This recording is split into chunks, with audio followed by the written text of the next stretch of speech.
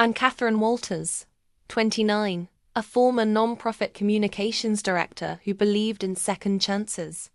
For 2 years, I kept quiet about what I witnessed: sexual harassment, financial fraud, and the systematic silencing of victims because they had leverage over me. They threatened to destroy my career, my reputation, everything I'd worked for. The fear consumed me, but their cruelty toward others finally broke something inside me. What they didn't realize was that staying silent had given me time to document everything. When I finally went public, I didn't just expose the truth, I dismantled the very system they built to protect themselves. If you've ever been silenced by fear or manipulation, this story is for you. Before we jump back in, tell me where you're tuning in from. And if this story touches you, make sure you're subscribed, because tomorrow I've saved something extra special for you. Like this video to hear how sometimes the most powerful weapon against corruption is simply refusing to stay quiet. The job offer letter arrived on a Tuesday morning in March, printed on thick cream paper with the Hope Foundation's elegant letterhead. I still remember running my fingers over the embossed logo, a pair of hands cradling a rising sun. At 27, fresh out of graduate school, with a master's in communications and a mountain of student debt, this felt like salvation. "Dear Ms. Walters," it began, "we are pleased to offer you the position of Senior Communications Director at Hope Foundation, with a starting salary of $85,000 annually." $85,000. I read that number 3 times. It was more than I'd ever imagined earning, especially at an organization dedicated to fighting human trafficking. Most nonprofits barely paid enough to cover rent in DC. The foundation's reputation preceded them. Hope Foundation had been featured in Time magazine, praised by senators, and endorsed by A-list celebrities.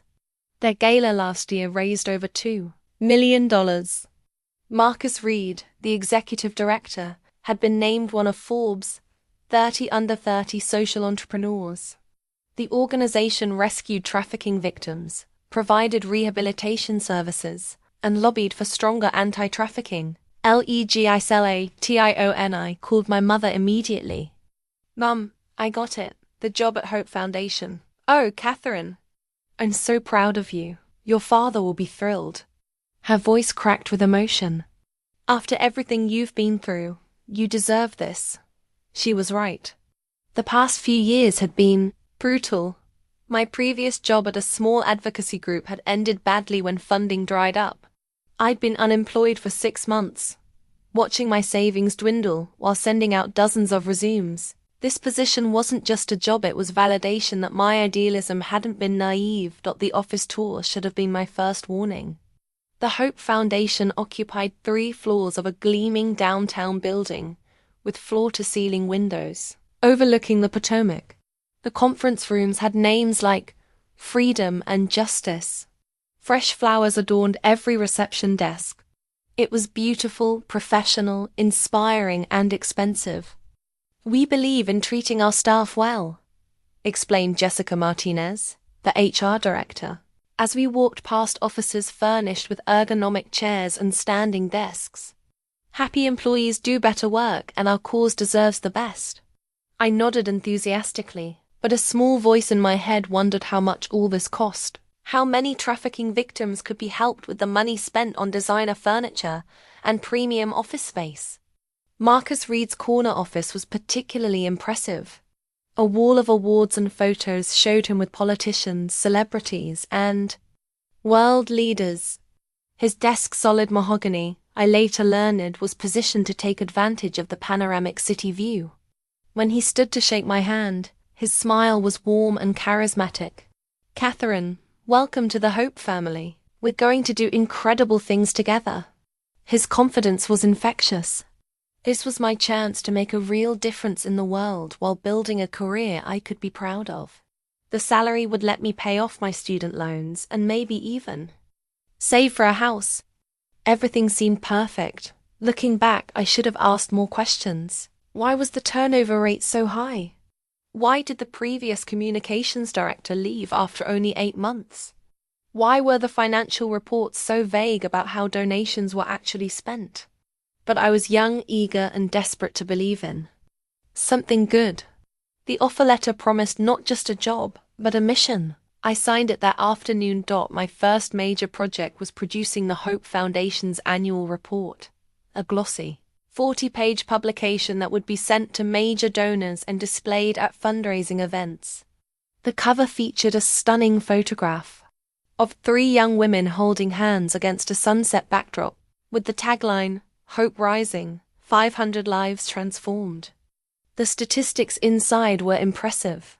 Over the past year, Hope Foundation claimed to have rescued 147 trafficking victims, provided housing for 89 women and children, secured 67 convictions of traffickers, and prevented an estimated 200 potential trafficking cases through education programs. The financial summary showed $3.2 million in donations, with 85% allegedly going directly to programs.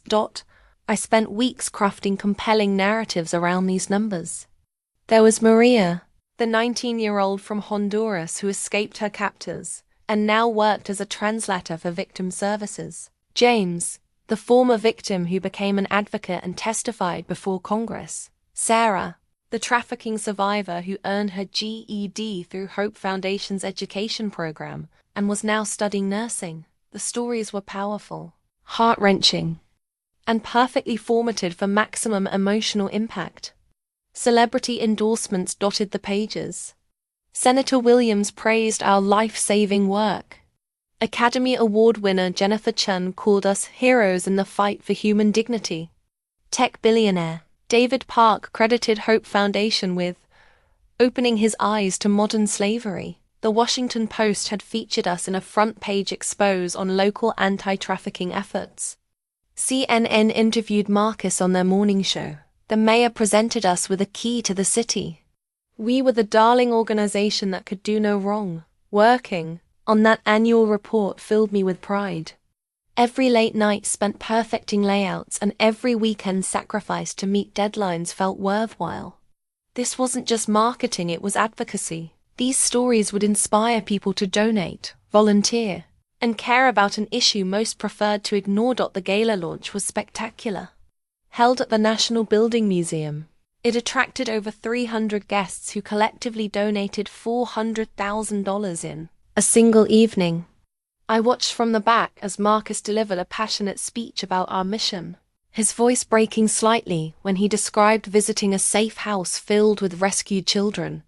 "Every person in this room," he said, gesturing toward the audience of politicians, celebrities, and philanthropists, "is a hero in this fight.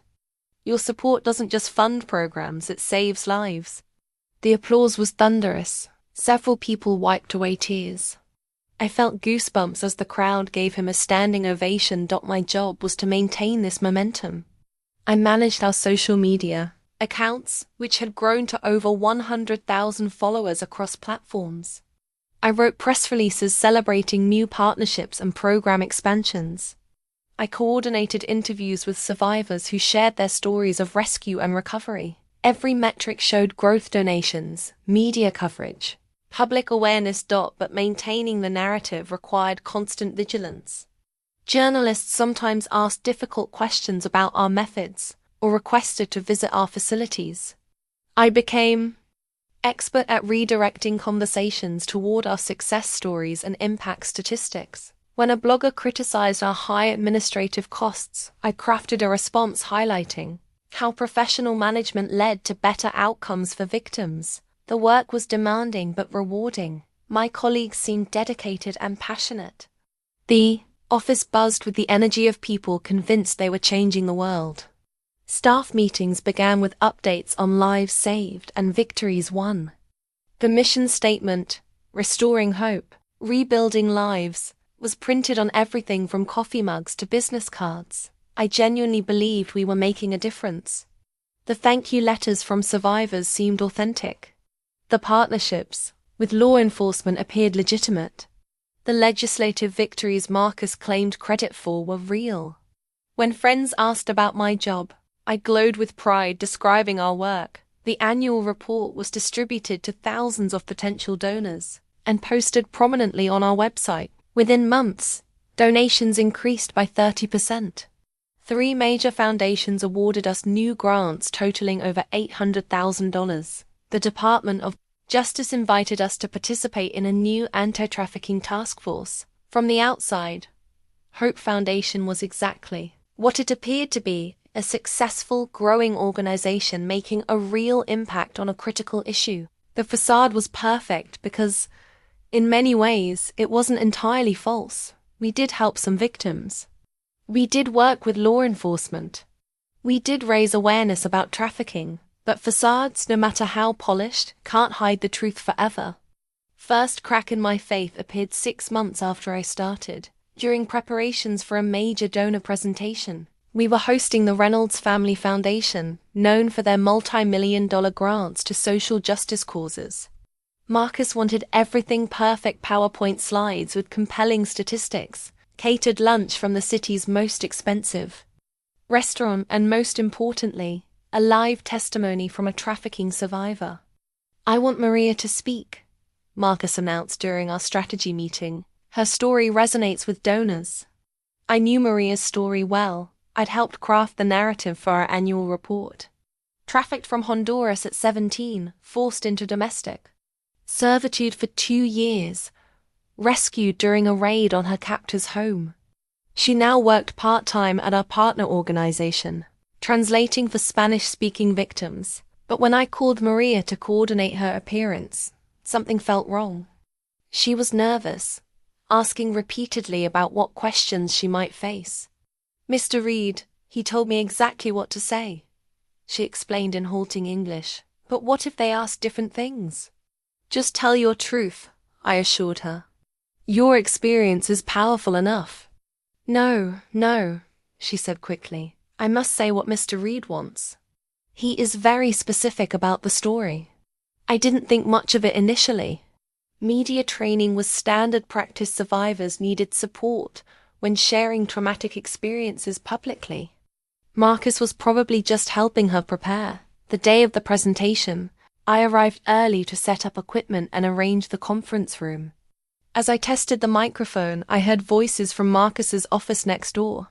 The walls were thinner than they appeared. "Remember, Maria, you were held for exactly 2 years. Not 18 months, not 26 months. 2 years sounds better." Marcus's voice was patient but firm. "But it was really, Maria, we've discussed this. The donors need to hear a compelling narrative. Your actual timeline is confusing and doesn't demonstrate clear progress. When you say 2 years, then describe your recovery. It shows how far you've come."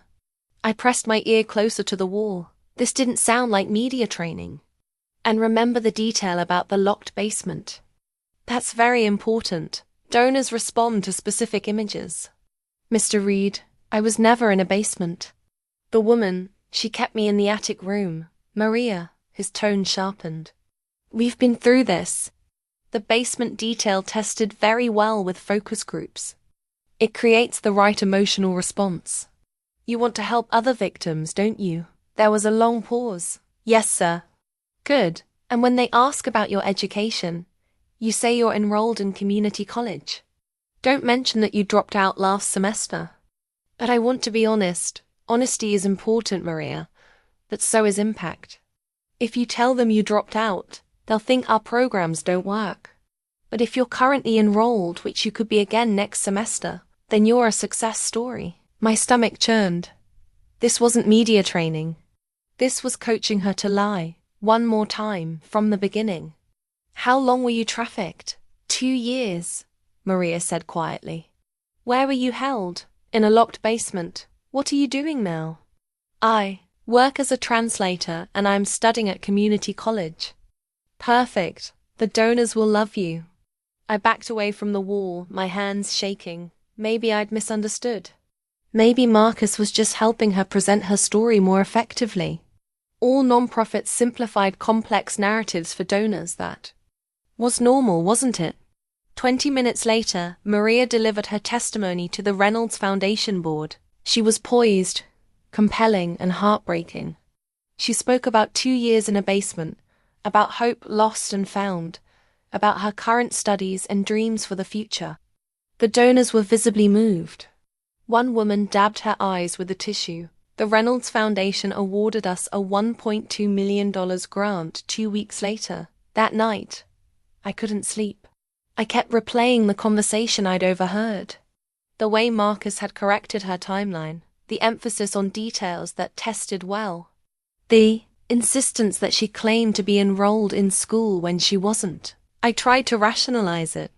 Maria's story was still essentially true. She had been trafficked. She had been rescued. She was rebuilding her life. The specific details were less important than the overall message, right? And the grant money would help other victims. The ends justified the means. But something nagged at me. If we were willing to manipulate one story, what else might be exaggerated or fabricated? I started paying closer attention to our other testimonials, our statistics, our claims about program effectiveness. The doubt was small at first, like a hairline crack in a windshield, but once I noticed it, I couldn't ignore it. And hairline cracks, I was learning, have a way of spreading. I told myself I was being paranoid. Marcus was a respected leader who had dedicated his life to fighting trafficking. The organization had helped real people. My suspicions were probably just new employee anxiety, but I couldn't forget the sound of Maria's voice when she said, "I want to be honest," and the way Marcus had silenced her concerns. I couldn't forget. How easily she'd recited the coached version of her story, or how different it was from what she'd initially started to say. That night, I made my first mistake. I decided to pay closer attention. Once you start looking for cracks, you see them everywhere. Over the following weeks, I found myself observing Marcus read more carefully, and what I discovered made my skin crawl. It started with small things I'd previously dismissed. The way his eyes lingered on young female employees. How he found excuses to touch shoulders, arms, or backs during conversations. The way his office door always seemed to be closed when he met with attractive interns or junior staff members. Marcus had a particular type: young women, usually early 20s, often from vulnerable backgrounds. Many were survivors themselves, hired through our Empowerment Through Employment program. They were grateful for the opportunity, uncertain about professional boundaries and unlikely to question authority. I began studying his calendar more closely as part of my communications duties. He had an unusual number of one-on-one meetings scheduled with female staff members, often lasting 2 or 3 hours. The appointments were coded cryptically: mentorship session with A.M. or career guidance for SK. Always just initials, never names. The pattern became clearer during our monthly all-staff meeting. As Marcus discussed upcoming initiatives, I watched the room. Several young women avoided eye contact with him entirely. Others seemed nervous when he addressed them directly. There was an undercurrent of tension I never noticed before. After the meeting, I lingered in the break room and overheard a conversation between 2 program coordinators, both women in their early 20s. "Did you see how he looked at the new intern?" whispered Amanda, glancing around to make sure no one was listening. "Yes." "Poor Sarah. Someone should warn her," replied Kimberly. "Warn her about what?" I interjected, trying to sound casual. Both women froze. Amanda's face went pale. "Oh, hi, Katherine. We were just nothing important." "Really, it sounded like you were concerned about someone." Kimberly and Amanda exchanged a meaningful look. "It's probably nothing," Kimberly said finally. "We should get back to work." They scattered quickly, leaving me alone with my growing suspicions. Sarah Chen was the new intern they'd mentioned, a 22-year-old recent graduate who'd been thrilled to land a position at such a prestigious organization. She was bright, enthusiastic, and eager to please. Exactly Marcus's type.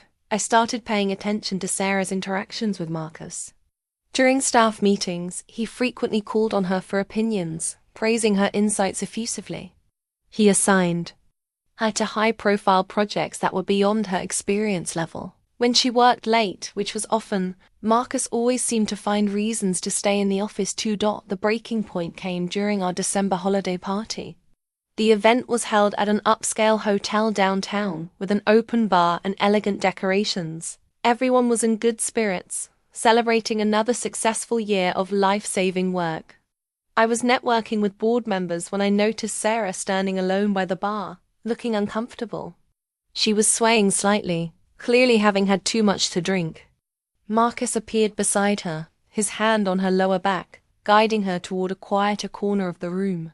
"Sarah seems to have overdone it a bit," he said to me as they passed. "I'm going to make sure she gets home safely."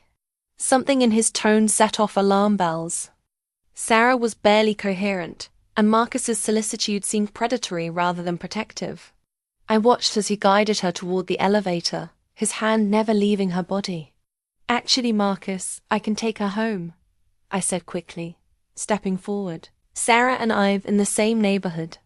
His face flashed with annoyance before resuming its concerned expression. "That's very thoughtful, Katherine, but I've already arranged for a car." "Really, it's no problem. Girl to girl, you know?" We stood there for a moment, locked in a silent battle of wills. Sarah swayed between us, oblivious to the tension. Finally, Marcus smiled tightly. "Of course, how considerate of you." I spent the next hour sobering Sarah up with coffee and water, then drove her to her apartment. She was embarrassed and grateful, apologizing repeatedly for drinking too much at a work event. "Mr. Reed was being so nice," she slurred as I walked her to her door. "He said he wanted to discuss my career development. Said I had real potential." My blood ran cold. "Sarah, be careful around him, okay? If he ever makes you uncomfortable, you can talk to me." She looked at me with bleary confusion. "What do you mean? He's been so supportive. He's helped me so much." I couldn't explain without sounding paranoid or vindictive. "Just trust your instincts, okay? And maybe avoid drinking." At office events. Over the following weeks, I noticed changes in Sarah. She seemed more withdrawn, less enthusiastic. She started wearing more conservative clothing and avoided being alone in rooms with male colleagues. When I asked if everything was okay, she insisted she was fine, but her smile never reached her eyes. The truth about Marcus's behavior was hiding, in plain sight, protected by his reputation and the reverence everyone felt for his mission. Staff members whispered about it privately but never formally complained.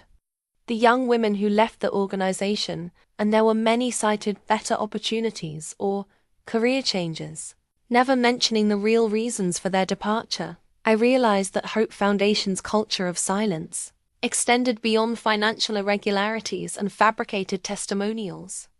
We were also protecting a predator, and I was complicit in that protection, simply by staying quiet. But staying quiet was becoming impossible. The weight of what I was seeing, the coached testimonials, the suspicious finances, and now the pattern of harassment was crushing me. Every day I came to work felt like a betrayal of my own values. I had to decide, was I going to continue being complicit, or was I going to do something about it? The choice was made for me 3 weeks later, when I witnessed something that changed everything. The opportunity to dig deeper into Hope Foundation's finances came unexpectedly in January, when Jessica Martinez asked me to help prepare a grant application for the Department of Justice. The federal grant would provide $500,000 for victim services, but the application required detailed financial documentation going back 3 years. "I need you to compile our program expenditures," Jessica explained, handing me a stack of folders. "The DOJ wants to see exactly how we've allocated previous funding." This was my chance to look beyond the polished annual reports and donor presentations. Real financial records would either confirm Hope Foundation's legitimacy or reveal the truth I was beginning to suspect. I started with our most recent tax filings, comparing them to the internal budget spreadsheets Jessica had provided. The numbers should have matched perfectly, but they didn't. According to our public filings, we spent $2.1 million on direct services to victims last year, but the internal spreadsheets showed only $1.3 million in that category. Where had the other $800,000 gone? I cross-referenced expense reports with bank statements, following money trails that led to increasingly suspicious destinations. A $50,000 payment labeled victim housing had actually gone to a luxury apartment complex in Georgetown, far from any of our documented safe houses. Another $75,000 designated for emergency victim assistance had been transferred to a consulting company that existed only on paper. The pattern became clear as I dug deeper. Hope Foundation was a sophisticated money laundering operation disguised as a humanitarian organization. Donor funds were being systematically diverted through shell companies, fake vendors, and inflated contracts. Marcus's personal expenses were particularly egregious. His company credit card showed charges at high-end restaurants, designer clothing stores, and luxury hotels. A $25,000 payment for staff development retreat had actually funded a weekend trip to Napa Valley for Marcus and 3 female employees, none of whom were senior enough to warrant such expensive training. The most damning evidence was hidden in a password-protected folder labeled Special Projects. I managed to access it using a technique I'd learned in graduate school. Inside were spreadsheets detailing systematic fraud spanning 3 years. Donations earmarked for victim housing were paying Marcus's mortgage. Funds designated for survivor education were covering his daughter's private school tuition. Money meant to provide trauma counseling was funding his luxury car payments. The total amount diverted exceeded $1.2 million, but the financial fraud was just part of the picture. I also discovered invoices for services that never existed. A $60,000 payment for victim therapy sessions to Dr. Elizabeth Harper, except Dr. Harper had never worked with our organization. When I called her office, her assistant confirmed she'd never heard of Hope Foundation. Another $40,000 had allegedly been paid to Safe Harbor Housing for emergency victim placement. But Safe Harbor Housing was just an address, a P.O. box registered to Marcus's brother-in-law. There was no actual facility, no staff, no services. The scope of the deception was breathtaking. Hope Foundation was claiming to operate 3 safe houses, but only one actually existed. We supposedly employed 15 victim advocates, but I could only verify 8 actual employees. Our reported caseload of 500 active clients was inflated by at least 200 fictitious individuals.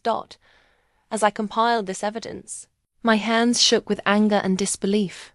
Every dollar stolen from Hope Foundation was money that should have helped trafficking victims, some of the most vulnerable people in society. Marcus wasn't just defrauding donors. He was stealing from people who desperately needed help. The federal grants made the crimes even more serious. Misusing government funding carried severe penalties, including potential prison time. Marcus had been submitting false reports to federal agencies for years, claiming program outcomes that didn't exist and expenditures that were fraudulent. Printed copies of the most damning documents and hid them in my apartment. The grant application I was supposed to be preparing became secondary to documenting the extent of Hope Foundation's fraud. Every invoice, every bank statement, every expense report told the same story: systematic theft disguised as humanitarian work. The irony was devastating. An organization supposedly dedicated to fighting exploitation was exploiting its donors and ultimately the victims it claimed to serve. The people who believed they were funding rescue operations were actually subsidizing Marcus's lifestyle. But knowing the truth and proving it were different challenges. The financial records I'd discovered were internal documents that I'd accessed without explicit permission. Using them as evidence could put me in legal jeopardy. I needed to be strategic about how to expose the fraud without destroying my own credibility. More importantly, I was beginning to understand that Marcus's crimes extended beyond financial fraud. Someone willing to steal over $1 million from trafficking victims was capable of other forms of exploitation. The pattern of harassment I'd observed was likely just the beginning. As I stared at the spreadsheets documenting 3 years of systematic theft, I realized I was in possession of information that could destroy Hope Foundation and send Marcus to prison. The question was whether I had the courage to use it. The answer came sooner than I expected, in the form of a crisis that would force my hand and change everything. The night I witnessed Marcus's assault on Sarah Chen, I had returned to the office to retrieve files I'd forgotten. It was past 9 p.m. on a Thursday in February, and the building was supposed to be empty. My security badge logged my entry at 9:17 p.m., a detail that would later become crucial evidence. The elevator was out of order, so I took the stairs to our third-floor offices. As I approached the Hope Foundation suite, I noticed light coming from under Marcus's office door. That was unusual. He typically left by 6 p.m. to have dinner with his family. Was about to announce my presence when I heard voices. One was Marcus's distinctive baritone. The other was higher, distressed, unmistakably female. "Please, Mr. Reed. I just want to go home." Sarah's voice was shaky, frightened. "Sarah, you're being dramatic. I'm trying to help your career here." I should have knocked, should have interrupted whatever was happening. Instead, I froze in the hallway, my heart racing. "I don't want help like this. Please let me leave." "You're not thinking clearly. Do you know how many people would kill for the opportunities I'm offering you?" The tone of his voice made my skin crawl. It was the same voice I'd heard coaching Maria to lie, but now it carried a menacing undertone. "I'm uncomfortable. I want to go home now." "Sarah, you're being ungrateful. After everything I've done for you, the recommendation letters, the special projects, the mentoring, I've invested a lot in your future." I crept closer to the door, which was slightly ajar. Through the gap, I could see Marcus standing near his desk. Sarah was backed against the wall beside his bookshelf, her arms wrapped around herself protectively. She looked terrified. "I appreciate everything you've done, but I think there's been a misunderstanding." "No misunderstanding." Marcus stepped closer to her. "You've been sending signals for months. The way you dress, the way you smile at me, staying late to work on projects. You wanted this attention." "No, I didn't. I was just trying to do good work." "Don't lie to me, Sarah. I've been watching you." The predatory certainty in his voice made me nauseous. This wasn't seduction. It was intimidation. Sarah was trapped, physically and professionally, by a man who held complete power over her career. "Mr. Reed, please. Marcus. Call me Marcus." He reached out and touched her face. Sarah flinched away, but there was nowhere to go. She was cornered between his desk and the wall. "You're so young, so naive. You don't understand how the professional world works. Relationships matter. Loyalty matters. I can make your career, Sarah, or I can destroy it." The threat was explicit. "Sleep with me or lose everything." "I don't want a relationship like that," Sarah whispered. "What you want is irrelevant. What matters is what's best for your future." Marcus pressed closer, his hands on the wall on either side of her head. Sarah was crying now, silent tears streaming down her face. "Please don't do this." It's going to be fine. You'll see." I watched in horror as Marcus kissed her, forcibly, while she tried to turn her head away. His hands moved to her shoulders, then lower. Sarah's body went rigid with terror. That's when I should have burst through the door, should have stopped. What was happening? Instead, I stood paralyzed in the hallway, a coward watching a crime unfold. The assault lasted only a few minutes, but it felt like hours. Marcus was experienced at this. He knew exactly how far to push without leaving obvious evidence. When Sarah's resistance weakened from exhaustion and fear, he became more aggressive. "See? I knew you wanted this," he whispered as he violated her. Sarah had stopped fighting, stopped crying. She stared at the ceiling with vacant eyes, dissociating from what was happening to her body. I recognized the look. It was the same expression I'd seen in photos of trafficking victims. When Marcus finally stepped back, adjusting his clothes, Sarah slumped against the wall. She looked broken, defeated. "This stays between us, obviously," Marcus said casually, as if he'd just finished a business meeting. "It would be unfortunate if people got the wrong impression about your professionalism." Sarah nodded numbly. "Good. I think you have real potential here, Sarah. as long as you're smart about managing your career. The threat was crystal clear. Submit to future assaults, or be destroyed professionally. I'll see you tomorrow, Marcus continued. Bright and early. We'll discuss your next assignment. He moved toward the door, and I panicked. If he found me in the hallway, he'd know I'd witnessed everything. I rushed to the supply closet and hid behind the door, praying he wouldn't notice me. Marcus walked past the closet without looking back. A few minutes later, I heard the elevator chime as he left the building. Sarah remained in his office for nearly 20 minutes. When she finally emerged, she moved like a ghost, mechanically gathering her things from her desk. Her clothes were wrinkled, her hair disheveled. She didn't notice me watching from the supply closet as she walked to the elevator. After she left, I sat alone in the dark office, shaking with rage and self-loathing. I had witnessed a sexual assault and done nothing to stop it. My cowardice had enabled Marcus to victimize a young woman who trusted him, who looked up to him as a mentor. The security logs would show that 3 people had accessed the building. That night, Marcus, Sarah, and me. They would show that Marcus and I had both stayed long past normal hours. If Sarah reported the assault, I would be a witness to corroborate her account. But would she report it? Marcus had made the consequences. Clear speaking out would destroy her career before it even began. He held all the power, all the credibility, all the connections. Sarah was just an intern who could be dismissed as vengeful or delusional. I realized that night that I wasn't just witnessing Marcus's crimes, I was enabling them. My silence about the financial fraud, the fabricated testimonials, and the harassment created an environment where assault was possible. Every day I stayed quiet made me more complicit. As I finally gathered my files and left the office, I knew everything had changed.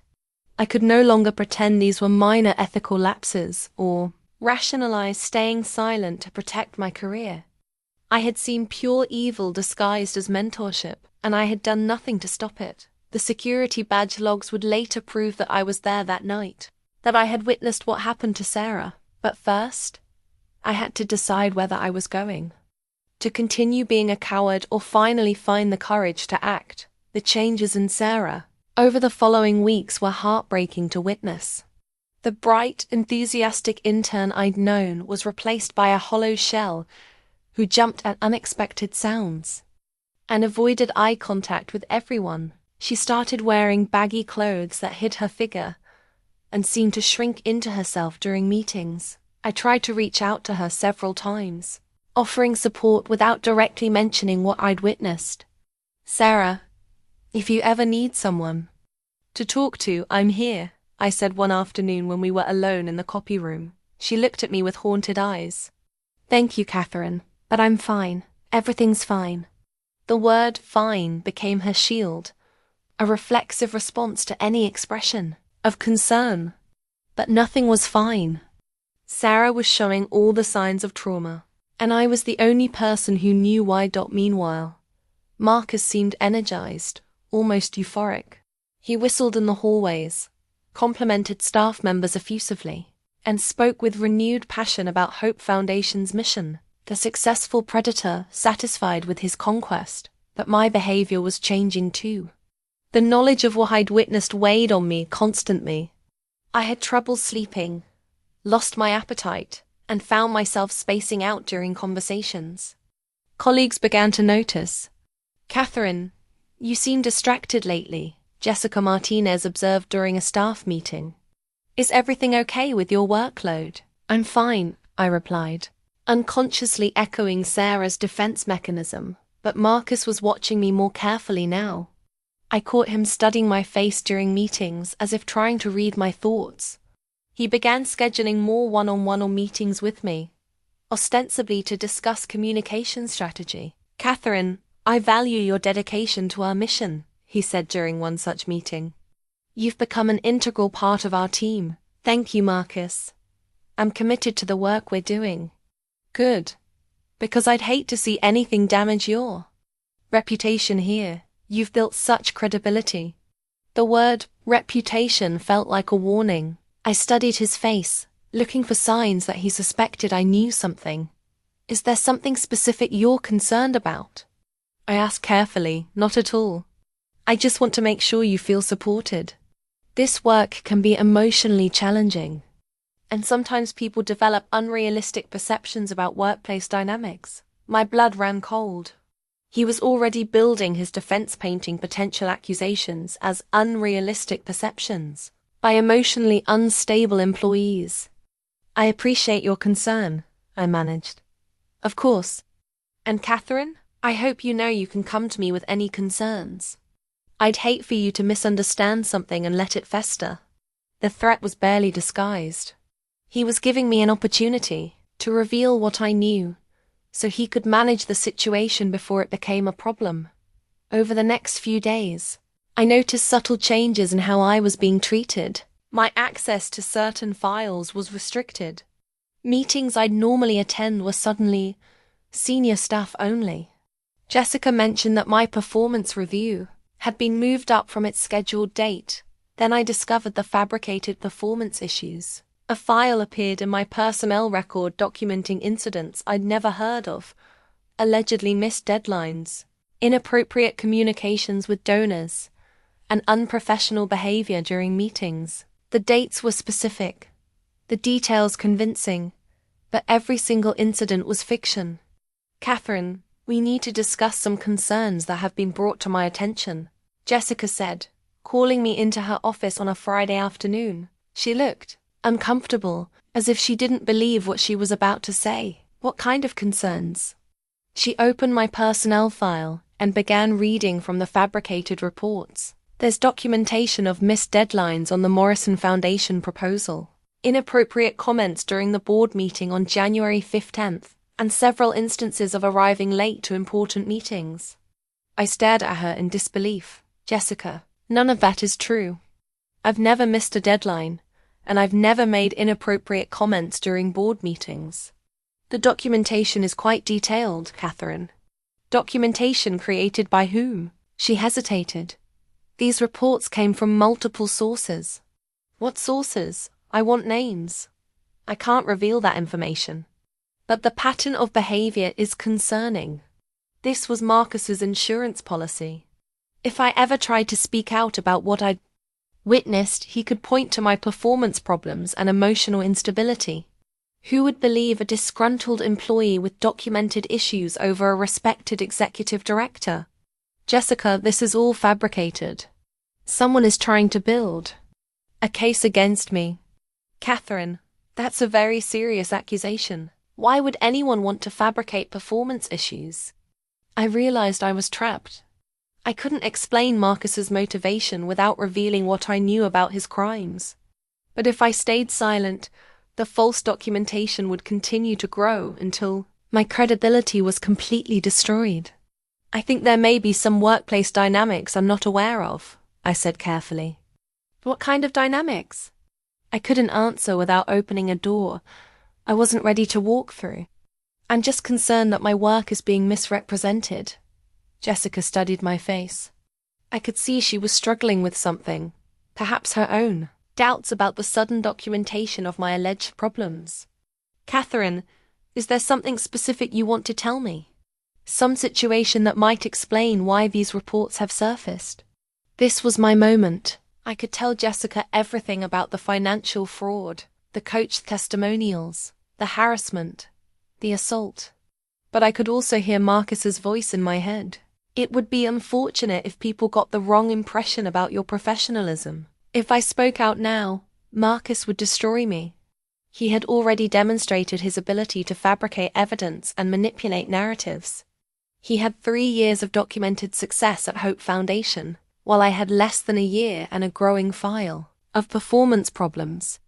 I don't have anything specific to report, I said finally. Jessica nodded, but I could see disappointment in her eyes. I'm going to recommend that you work with a performance improvement plan. We want to help you succeed. Here, the performance improvement plan was another trapper documented process that would make it easier to fire me if necessary.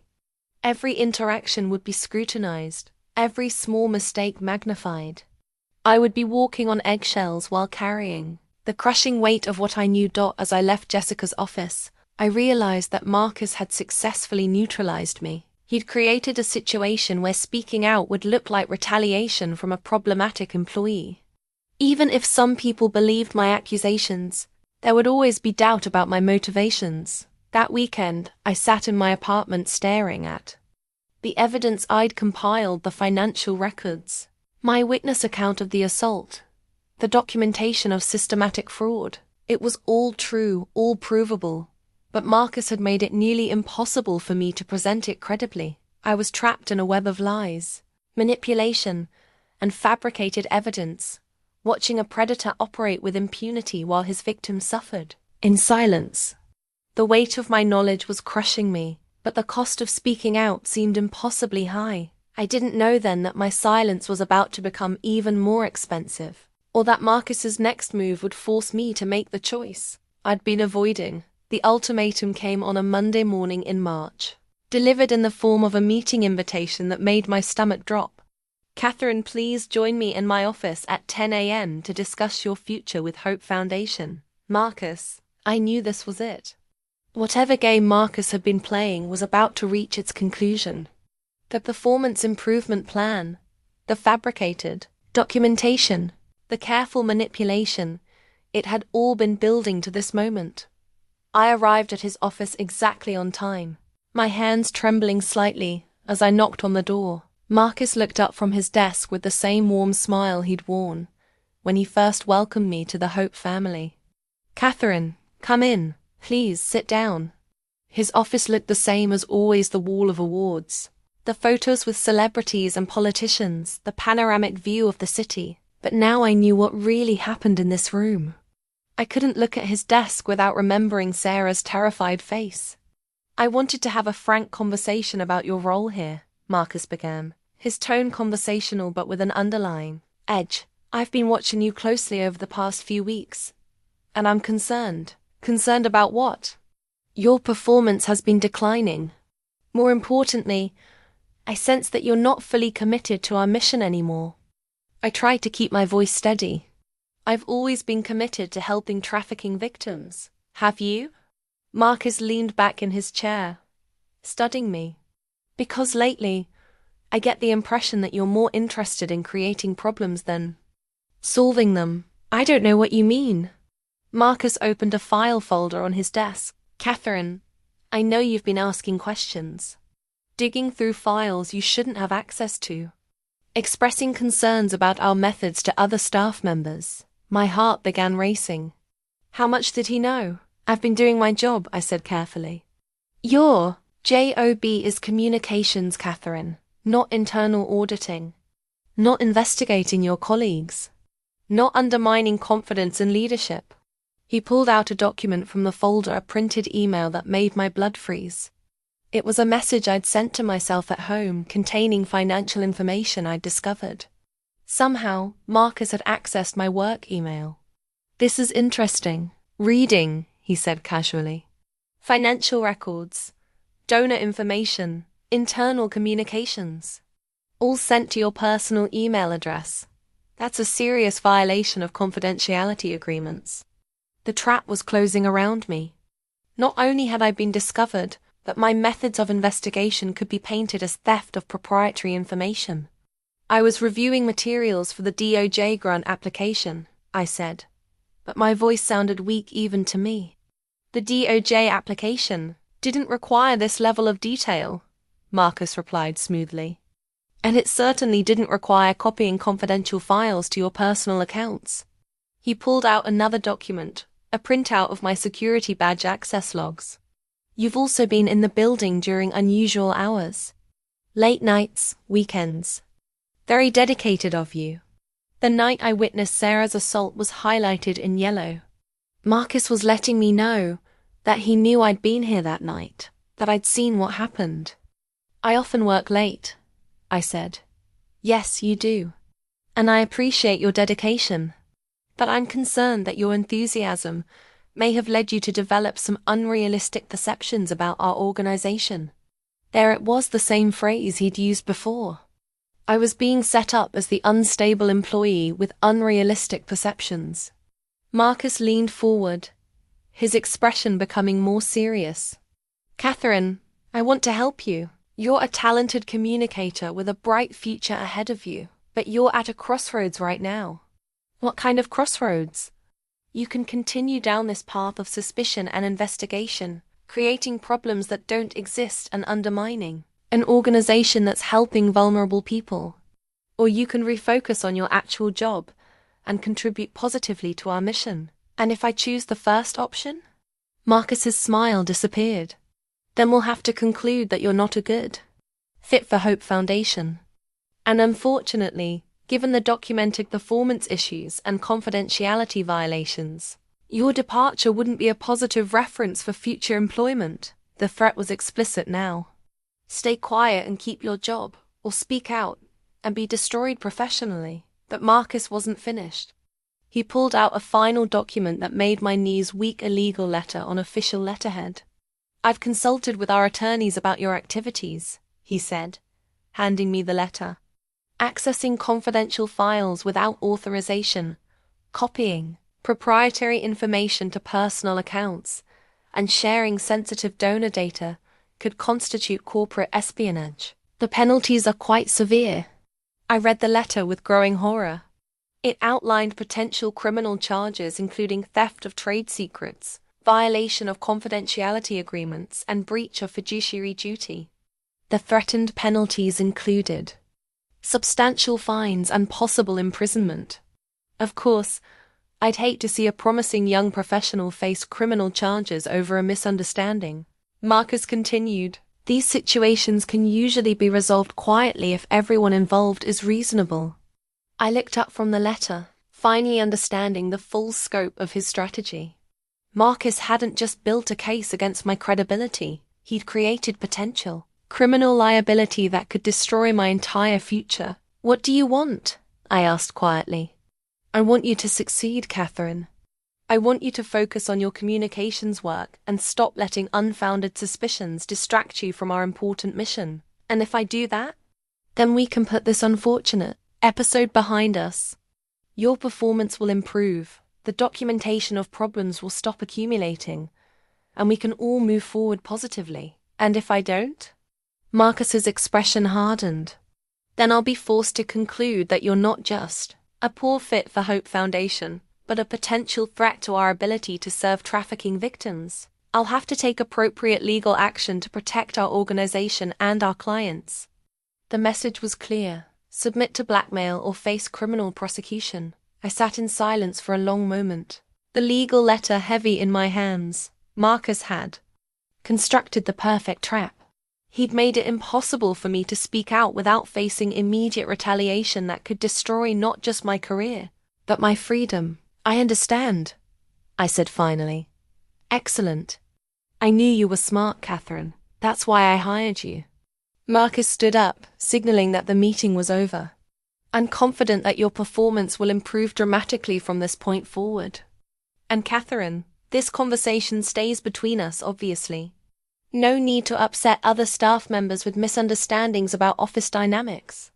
I nodded numbly and left his office, clutching the legal threat that would hang over my head for the next 2 years. Marcus had successfully silenced me with a combination of professional destruction and criminal prosecution. But as I sat at my desk, pretending to work while my world crumbled around me, I realized that Marcus had made one crucial mistake. He'd shown me exactly how ruthless he was willing to be to protect his crimes.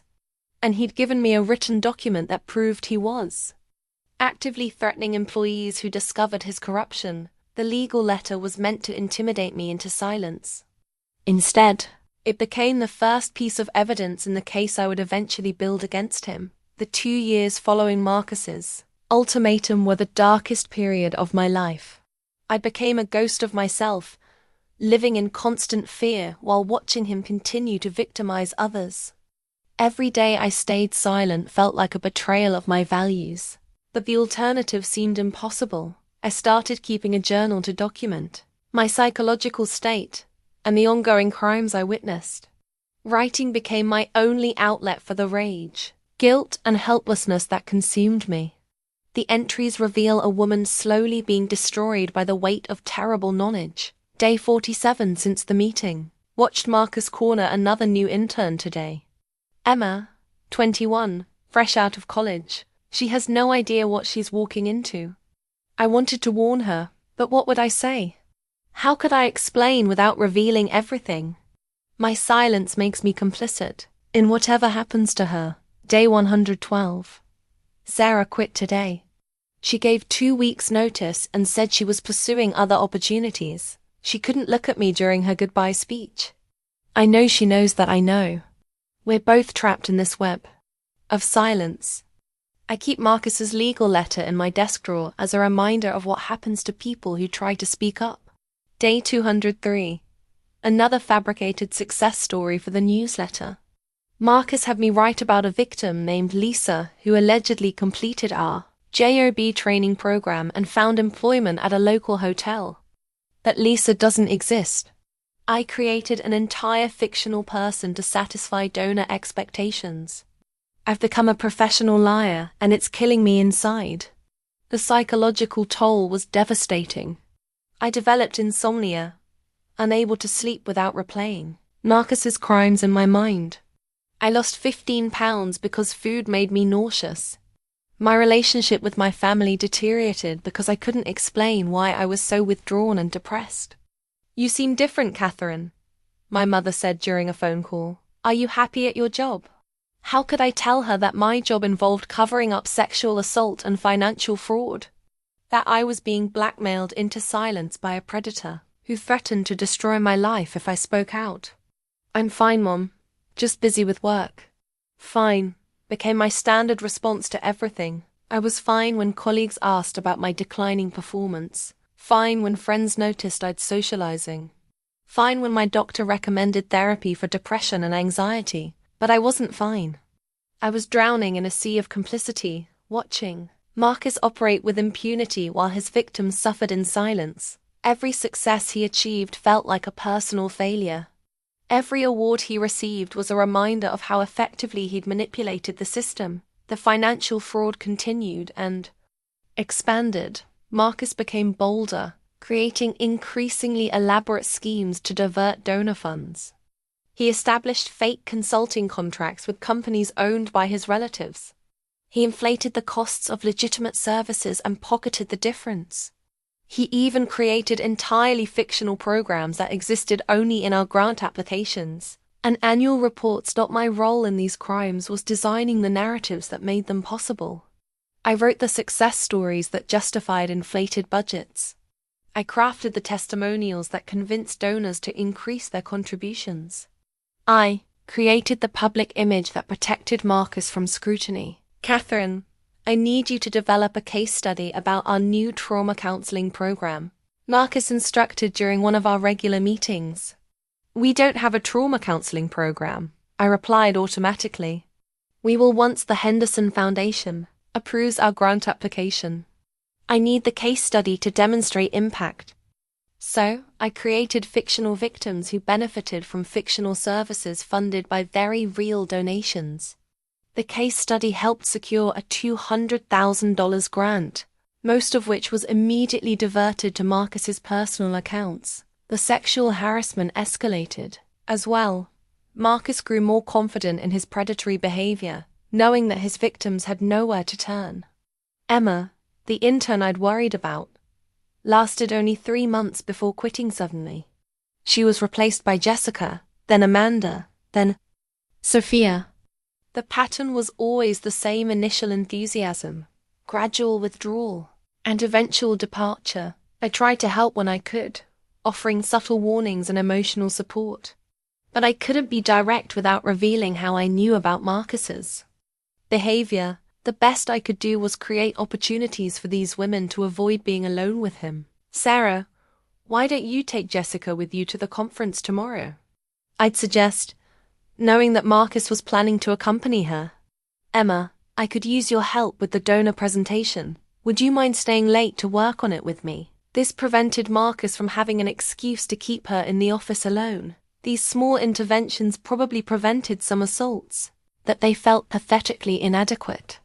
I was playing defense against a predator who held all the power while I remained trapped by his threats. The isolation was perhaps the worst part. I couldn't confide in anyone without risking exposure. I couldn't seek professional help without potentially violating the confidentiality agreements Marcus claimed I'd signed. I couldn't even quit my job without facing the criminal prosecution he'd threatened. Day 456. Found myself researching employment lawyers online again. But what's the point? Marcus has documented evidence of my crimes, accessing confidential files, copying proprietary information, violating agreements. Any lawyer would tell me to keep quiet and hope the statute of limitations expires. Day 523. Saw Marcus at a charity gala last night, accepting an award for lifetime achievement in anti-trafficking work. The irony is suffocating. He's being celebrated for fighting the very crimes he's committing. The entire criminal justice system is praising a predator who's exploiting the people he claims to protect. The cognitive dissonance was maddening.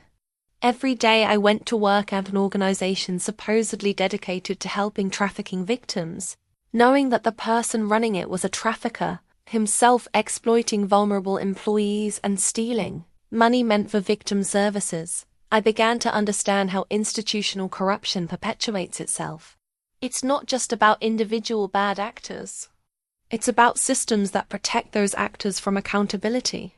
Marcus had built multiple layers of protection: legal threats, reputational destruction, professional isolation, and criminal prosecution. Speaking out wasn't just dangerous. It seemed futile. But as the second anniversary of my blackmail approached, something began to change. The journal entries became less despairing and more analytical. I started documenting not just my emotional state, but the evidence I was observing. Patterns of behavior, financial irregularities, specific incidents of harassment. Day 687. Marcus is getting sloppy. The latest fake invoice for victim counseling services has obvious errors. The vendor address doesn't exist, and the service dates overlap with times when no clients were actually in the program. He's either becoming overconfident or the stress is affecting his judgment. I was still trapped, still terrified, still complicit in crimes that haunted my dreams. But somewhere in the darkness, a small flame of resistance was beginning to flicker. I was learning that sometimes the most effective way to fight back isn't through direct confrontation, but through patient, methodical documentation. The predator had made me his unwilling accomplice, but he'd also created his most dangerous enemy. Because while Marcus was busy victimizing others and stealing donations, I was quietly building the case that would eventually destroy him. I just didn't know it yet. The call came on a rainy Tuesday morning in April, exactly 2 years and 3 weeks after Marcus's ultimatum. I was at my desk, mechanically editing another fabricated success story, when my phone buzzed with a text from an unknown number. "Katherine, this is Sarah Chen. I need to talk to you. It's urgent." My heart stopped. Sarah had left Hope Foundation over a year ago, and we'd had no contact since her departure. Seeing her name brought back the full horror of that night. I'd witnessed her assault. I called the number immediately. "Sarah? What's wrong?" "Katherine, her voice broke. "I can't do this anymore. I tried to move on, tried to forget, but I can't. What he did to me is destroying my life. Where are you? Are you safe?" "I'm at George Washington Hospital." She started crying. "I tried to hurt myself last night. I couldn't handle the guilt and shame anymore." The world tilted around me. While I'd been trapped in my own prison of silence, Sarah had been suffering alone, carrying the trauma of Marcus's assault with no support. No justice, no acknowledgement of what had been done to her. "Sarah, I'm coming to the hospital right now." "No. Wait, I need to tell you something first, before I lose my courage again." I gripped the phone tighter, knowing that whatever she was about to say would change everything. "I wrote a letter," she continued, "a suicide note. I didn't finish what I started, obviously, but I wrote down everything that happened. About Marcus, about what he did to me, about how the organization covered it up." My mouth went dry. "Sarah, I know you were there that night, Katherine. I saw your car in the parking lot when I left. I know you know what happened. The secret I'd carried for 2 years was finally exposed. Sarah had always known I was a witness to her assault. Why didn't you say anything before? I asked. Because I was ashamed. Because I thought maybe if I ignored it, it would go away. Because I didn't want to drag you into it. Her voice strengthened slightly. But ignoring it almost killed me. And I realized that staying silent means he's probably doing it to other people. She was right. In the 2 years since her assault, I'd watched Marcus target at least 6 other young women. Some had quit quickly. Others had endured months of harassment before escaping, but they'd all been victimized. And my silence had enabled every single assault. I want to come forward, Sarah said. But I need help. I need someone who can corroborate what happened, someone who understands how the organization operates. I need you to tell the truth about what you saw. The moment I dreaded and secretly hoped for had finally arrived. Sarah was asking me to do what I should have done 2 years ago, tell the truth and face the consequences. Sarah, there's something you need to know. Marcus has evidence that could be used against me. He's threatened criminal prosecution if I speak out. What kind of evidence? I explained about the financial records I'd copied, the confidentiality, violations he'd documented, the legal threats that had kept me silent. As I spoke, I realized how pathetic my excuses sounded compared to Sarah's courage. Katherine, he raped me. And you're worried about your career. The brutal honesty of her words hit me like a physical blow. She was right. I prioritized my own security over justice for his victims. I'd been complicit in his crimes through my silence. You're right, I said quietly. I should have spoken up immediately. It's not too late. We can still stop him. I looked around the Hope Foundation office, the polished facade that hid such terrible crimes. My colleagues were going about their daily routines, most of them unaware that they worked for a predator and a thief. The photos on the walls showed Marcus receiving awards and recognition for his supposed humanitarian work. What do you need from me? I asked. I need you to write down everything you witnessed that night, every detail you can remember. And I need you to come with me when I report it to the police. Sarah, the police might not believe us. Marcus has a lot of credibility and influence. He'll deny everything and point to my alleged criminal activity as evidence that I'm lying. Maybe that I have something he doesn't know about. What? The suicide letter I wrote. I documented everything, not just the assault, but conversations I had with other women who worked there. Names, dates, specific incidents. I wasn't the only one he victimized, Katherine. And some of them might be willing to come forward if they know they're not alone. For the first time in 2 years, I felt something other than despair. Sarah had done what I should have been doing all along, building a case, documenting evidence, connecting with other victims. There's more, I sighed. Financial crimes, systematic fraud, fake programs and stolen donations. I have evidence of all of it. Then we have him. If we work together, we can expose everything.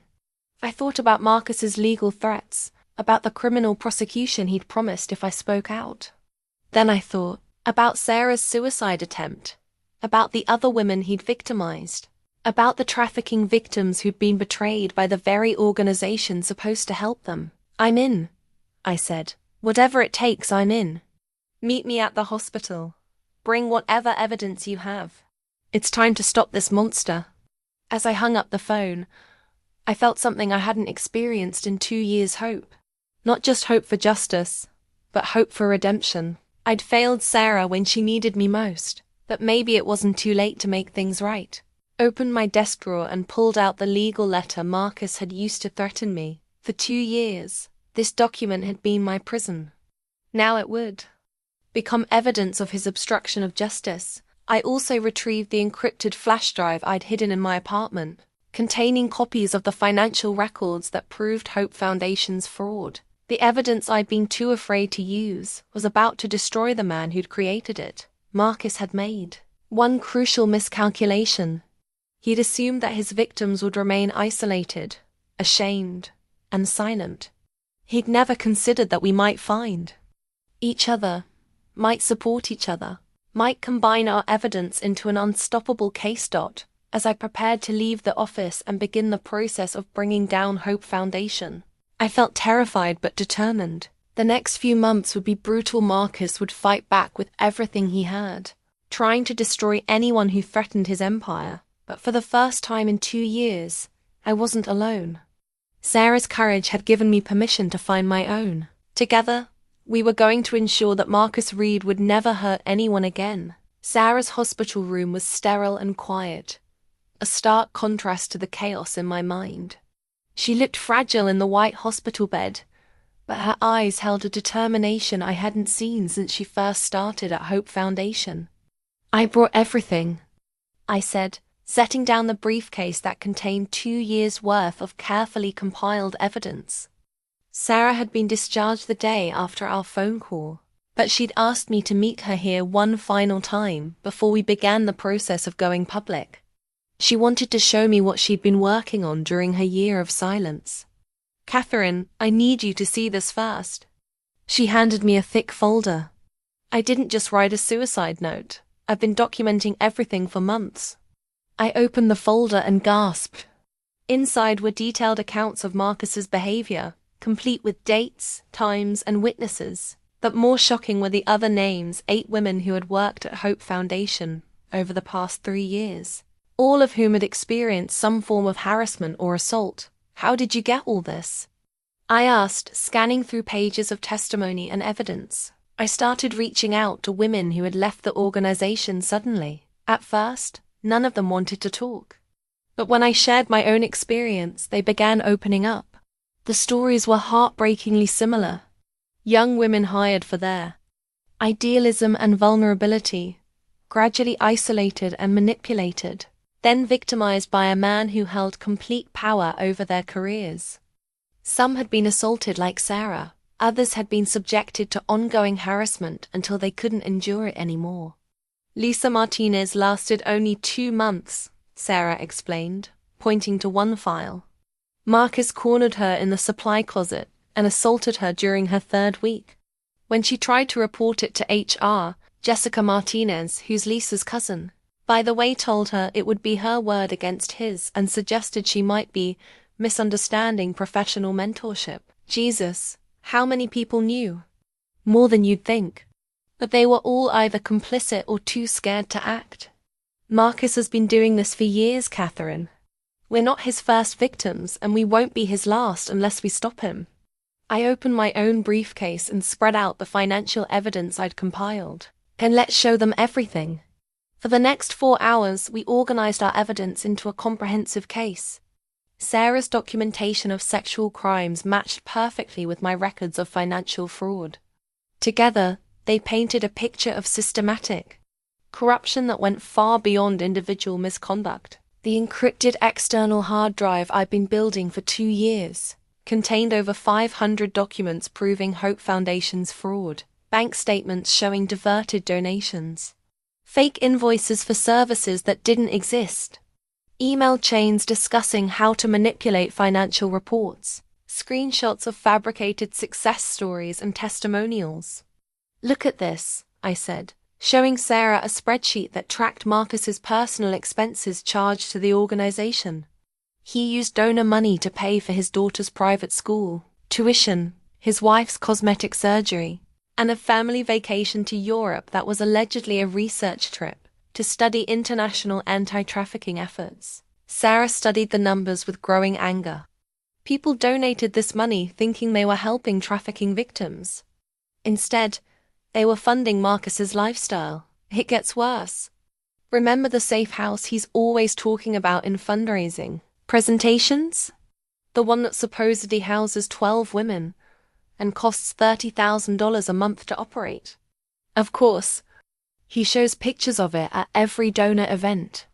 It doesn't exist. The address he lists is a vacant lot. The $30,000 a month is going directly into an account controlled by his brother-in-law.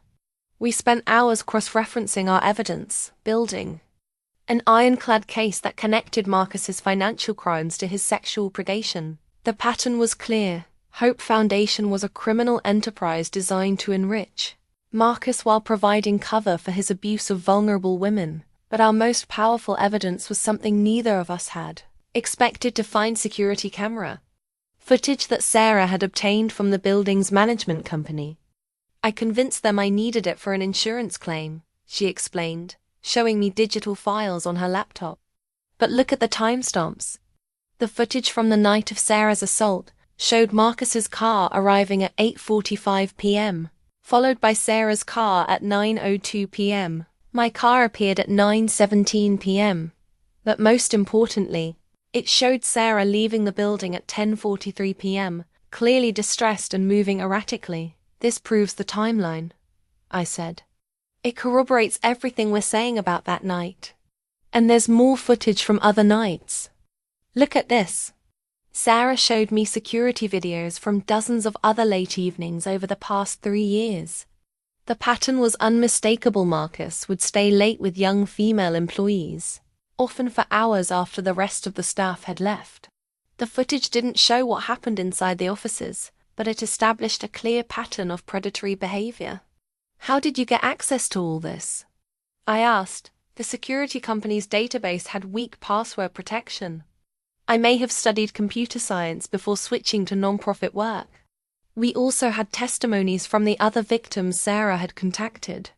While most weren't ready to come forward publicly, several had agreed to speak with law enforcement if a formal investigation was opened.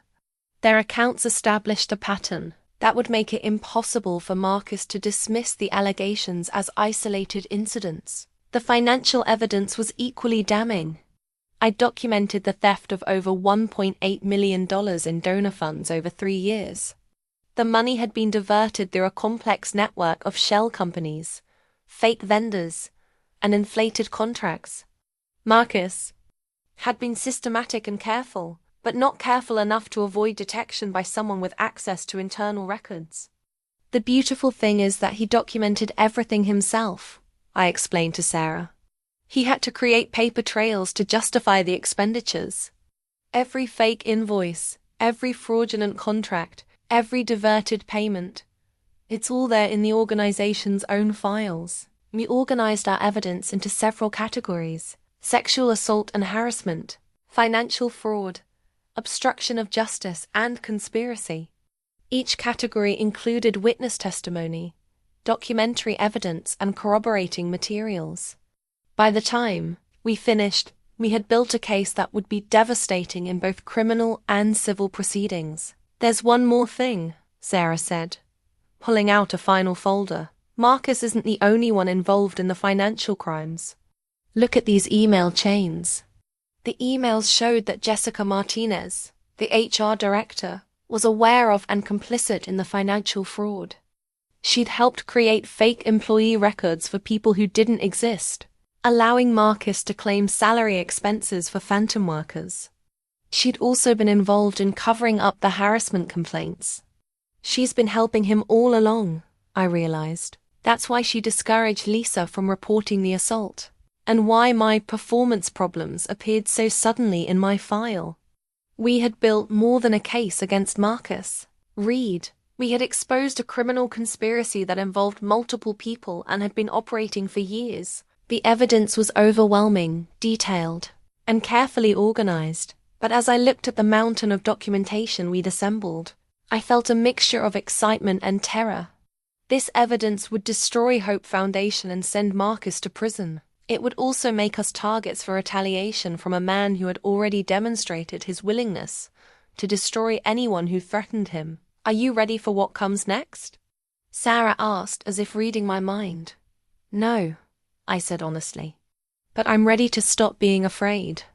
We sealed our evidence in multiple copies, storing them in different locations and with different trusted individuals. The documentation project that had started as my desperate attempt to make sense of Marcus's crimes had become the weapon that would bring him down. Tomorrow, we would take our evidence to the police, the FBI, and the media. Hope Foundation's reign of terror was about to end, but the real battle was just beginning. The encrypted group chat started with just Sarah and me, But it quickly grew into something much more powerful. Using secure messaging apps and pseudonyms, we began connecting with other Hope Foundation employees, both current and former, who had witnessed Marcus's crimes or suffered under his manipulation. The first to join was Amanda Rodriguez, a former program coordinator who had left abruptly 6 months earlier. Sarah had reached out to her privately, and Amanda's response was immediate and passionate. Phoenix 22, I've been waiting for someone to speak up. I have recordings. My heart raced as I read that message. Blue Truth 47, what kind of recordings? Phoenix 22, audio from meetings where Marcus discussed how to manipulate donor presentations. Also a conversation where Jessica told me to keep quiet about financial irregularities I noticed. The floodgates opened. Within a week, our secure chat included 8 women who had worked at Hope Foundation over the past 4 years. Each brought additional evidence and testimony that strengthened our case exponentially. Maria Santos, the trafficking survivor I'd heard being coached to lie, joined after Sarah assured her that we had legal protections in place. Her messages were heartbreaking but crucial. Voice of truth. He made me lie about my story for 2 years. Every time I spoke to donors, I had to pretend my experience was different than what really happened. When I tried to tell the truth, he threatened to have me deported. Blue Truth 47. Maria, you're safe now. What he did to you is witness tampering and immigration fraud. We have lawyers who can protect you. The lawyers had come through Sarah's network of contacts from her previous job. She'd connected us with a firm that specialized in whistleblower protection and had experience with both sexual assault and financial fraud cases. Emma Chan, no relation to Sarah, had been one of Marcus's more recent targets. Her testimony added crucial details about how his predatory behavior had escalated. Silent no more, he's gotten bolder lately. The things he did to me were worse than what happened to earlier victims. I think he feels untouchable now. Blue Truth 47. Emma, are you willing to speak with law enforcement? Your testimony could be crucial. Silent no more. Yes, I'm tired of being afraid. But our most valuable new ally came from an unexpected source. Someone still working inside Hope Foundation. Jennifer Kim, the accounting assistant, had been quietly documenting financial irregularities for months without knowing the full scope of the fraud. Numbers crunch. I thought I was going crazy. The books never balanced, that Jessica kept telling me I was making calculation errors. Then I started keeping parallel records. Jennifer's inside access allowed her to provide real-time updates on Marcus's activities and to retrieve additional evidence that would have been impossible for us to obtain. She became our eyes and ears within the organization. Numbers crunch. Emergency update. Marcus just called an all-staff meeting for tomorrow morning. The subject line says, addressing false rumors. I think he knows something. This was our worst. Fear realized. Marcus had somehow learned about our investigation and was preparing to go on the offensive. We needed to accelerate our timeline. Blue Truth 47. Everyone, it's time. We go public tomorrow. Jennifer, can you document everything that happens at that meeting? Numbers crunch. Already planning on it. I'll record the whole thing. The final member of our group was the most surprising Dr. Patricia Williams, a board member who had been growing suspicious of Marcus's activities. Sarah's aunt worked in the same medical practice as Dr. Williams and had facilitated the introduction. Borderline, I've been questioning Marcus's financial reports for months. The numbers never added up, but he always had explanations that sounded plausible. Seeing your evidence confirms my worst suspicions. Having a board member on our side was invaluable. Dr. Williams could provide legitimacy to our claims and help us navigate the organization's governance structure. She also had connections to other board members who might be willing to act. Once presented with evidence, our encrypted chat became a command center for coordinating our assault on Marcus's empire. We shared evidence, planned strategy, and provided emotional support for each other. For women who had been isolated and silenced for years, the group chat became a lifeline.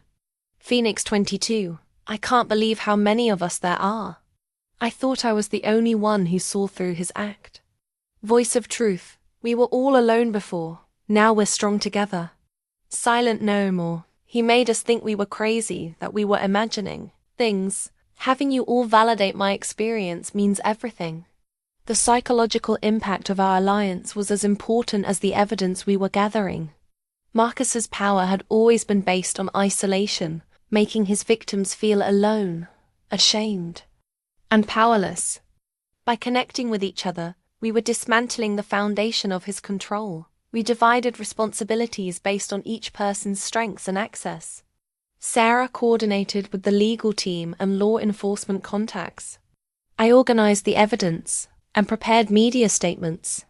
Amanda handled outreach to additional potential witnesses. Jennifer provided ongoing intelligence from inside the organization. The group chat also became a planning tool for our public disclosure.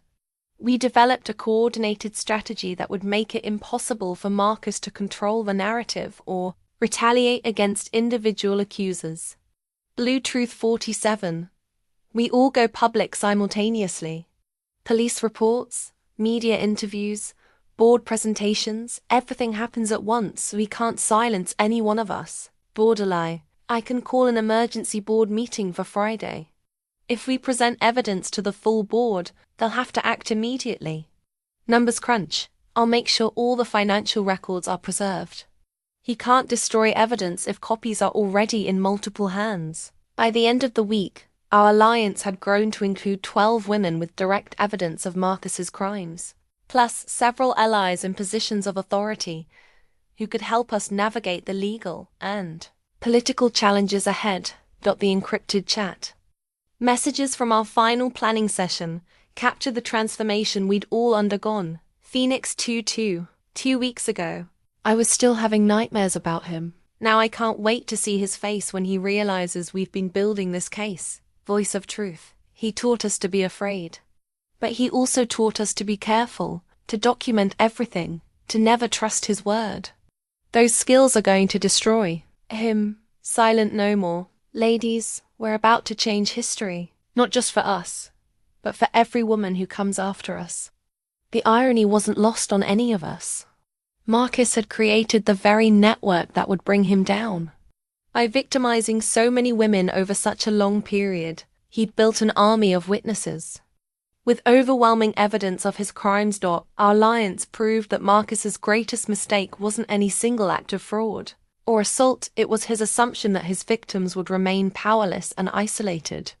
He'd never imagined that we might find each other, support each other, and combine our evidence into an unstoppable force. Tomorrow, the world would learn the truth about Hope Foundation and Marcus Reed. Our silence was finally over. The law offices of Brennan, Rodriguez and Associates occupied the top floor of a gleaming downtown building, with conference rooms that commanded panoramic views of the city. But I wasn't there to admire the scenery. I was there to plan the legal destruction of Marcus Reed and Hope Foundation. Attorney David Brennan had built his reputation representing whistleblowers in high-profile corruption cases. His consultation notes from our first meeting reveal a lawyer who immediately grasped the significance of what we'd uncovered. This is potentially the largest non-profit fraud case in the district's history, he told Sarah and me as we spread our evidence across his conference table. But it's also incredibly complex. We're dealing with federal crimes, state crimes, civil violations, and multiple victims across several years. Sarah leaned forward. What are our chances? With this evidence? Excellent.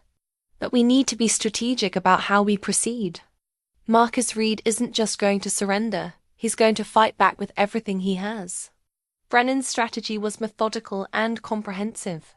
First, we would file complaints with multiple agencies simultaneously to prevent Marcus from controlling the narrative or destroying evidence. Second, we would coordinate with law enforcement to ensure criminal charges were pursued aggressively. Third, we would launch civil litigation to recover stolen funds and compensate victims. The key is whistleblower protection, Brennan explained. Katherine, the threats made against you constitute obstruction of justice and witness intimidation. Those are federal crimes that carry serious penalties. I felt a mixture of relief and vindication. The legal letter that had silenced me for 2 years was actually evidence of additional crimes. What about the confidentiality violations he documented? I asked. Completely irrelevant. Confidentiality. Agreements can't be used to cover up criminal activity. If anything, your decision to preserve evidence of fraud makes you a protected whistleblower under federal law. Brennan walked us through the various statutes that applied to Marcus's crimes. The sexual assaults violated both state and federal laws, particularly given the interstate nature of Hope Foundation's operations. The financial fraud implicated the False Claims Act, mail fraud statutes, and racketeering laws. The witness intimidation added obstruction of justice charges. We're looking at potential sentences of 25 to 30 years in federal prison, Brennan said. These aren't minor violations, this is organized criminal activity. The consultation notes detail our legal strategy's 3 phases. Phase 1 involved filing complaints with the FBI, the Department of Justice, the IRS, and the District Attorney's Office. Each agency would investigate different aspects of Marcus's crimes, but the coordinated approach would prevent him from playing agencies against each other. We file everything on the same day, Brennan advised. Monday morning, law enforcement raids Hope Foundation's offices while we're simultaneously presenting evidence to federal prosecutors. Phase 2 focused on protecting the victims and witnesses. Brennan arranged for legal representation for each woman in our group, ensuring that no one could be retaliated against or intimidated into silence. Marcus will try to discredit each of you individually, he warned. But he can't discredit 12 women with corroborating evidence and documentary proof.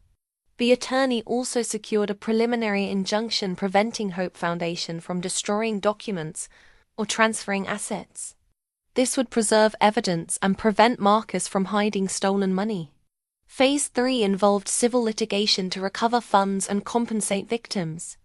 Brennan projected that we could recover most of the stolen donations through asset forfeiture and civil judgments. The beautiful thing about financial crimes is that the money has to go somewhere, he explained. We've traced most of the stolen funds to accounts and assets that can be seized. But Brennan's most important advice concerned media strategy.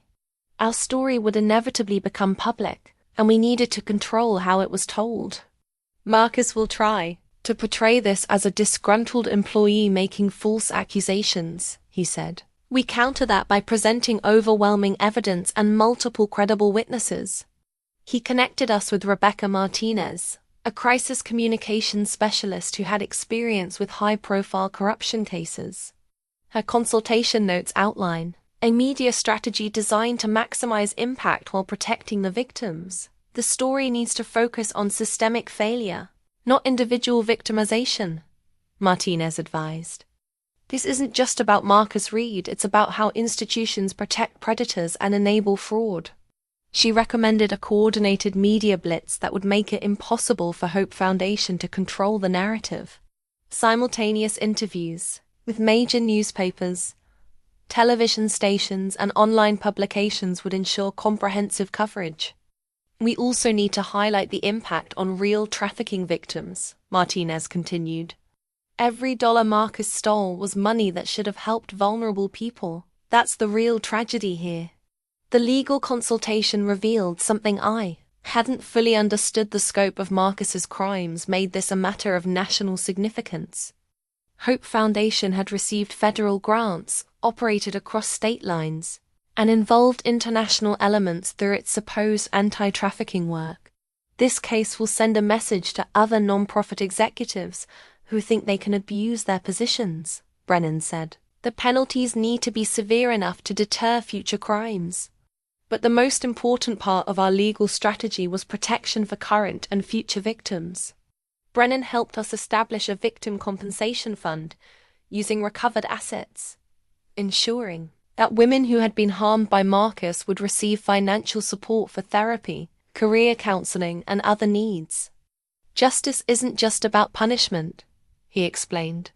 It's about making victims whole and preventing future harm. The consultation notes from our final strategy session capture the magnitude of what we were attempting. This is more than a criminal case. It's an institutional reckoning. Hope Foundation isn't just one bad actor. It represents a system that allows predators to operate with impunity. Our goal is to expose that system and create accountability.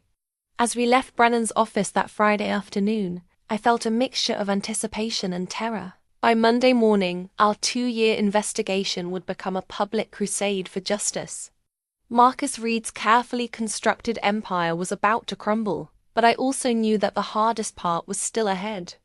Legal victories don't undo trauma or erase years of suffering. For all of us, the real healing would only begin after Marcus was finally held accountable for his crimes. The consultation notes end with a simple but powerful observation from Sarah. We're not just seeking justice for ourselves. We're doing this for every woman who comes after us. Marcus taught us to be afraid, but he also taught us to fight. Now we're going to show him what happens when his victims stop being silent. Monday morning couldn't come soon enough. The investigative article that would destroy Hope Foundation was published online at exactly 6 a.m. on Monday morning, timed to coincide with the FBI raids on Marcus's offices and home. I refreshed the Washington Post website obsessively, watching as our story appeared under the headline, "Prominent Anti-Trafficking Organization Accused of Fraud. Sexual Assault in Explosive Investigation." Sarah and I sat in Attorney Brennan's office, monitoring multiple news feeds and law enforcement communications. The coordination we'd spent weeks planning was unfolding with military precision. FBI teams are entering the Hope Foundation building now, Brennan announced, reading updates from his law enforcement contacts. They have warrants for all financial records, computers, and communication devices. The Post article, written by investigative journalist Maria Santos after weeks of careful collaboration with our legal team, laid out our case with devastating detail.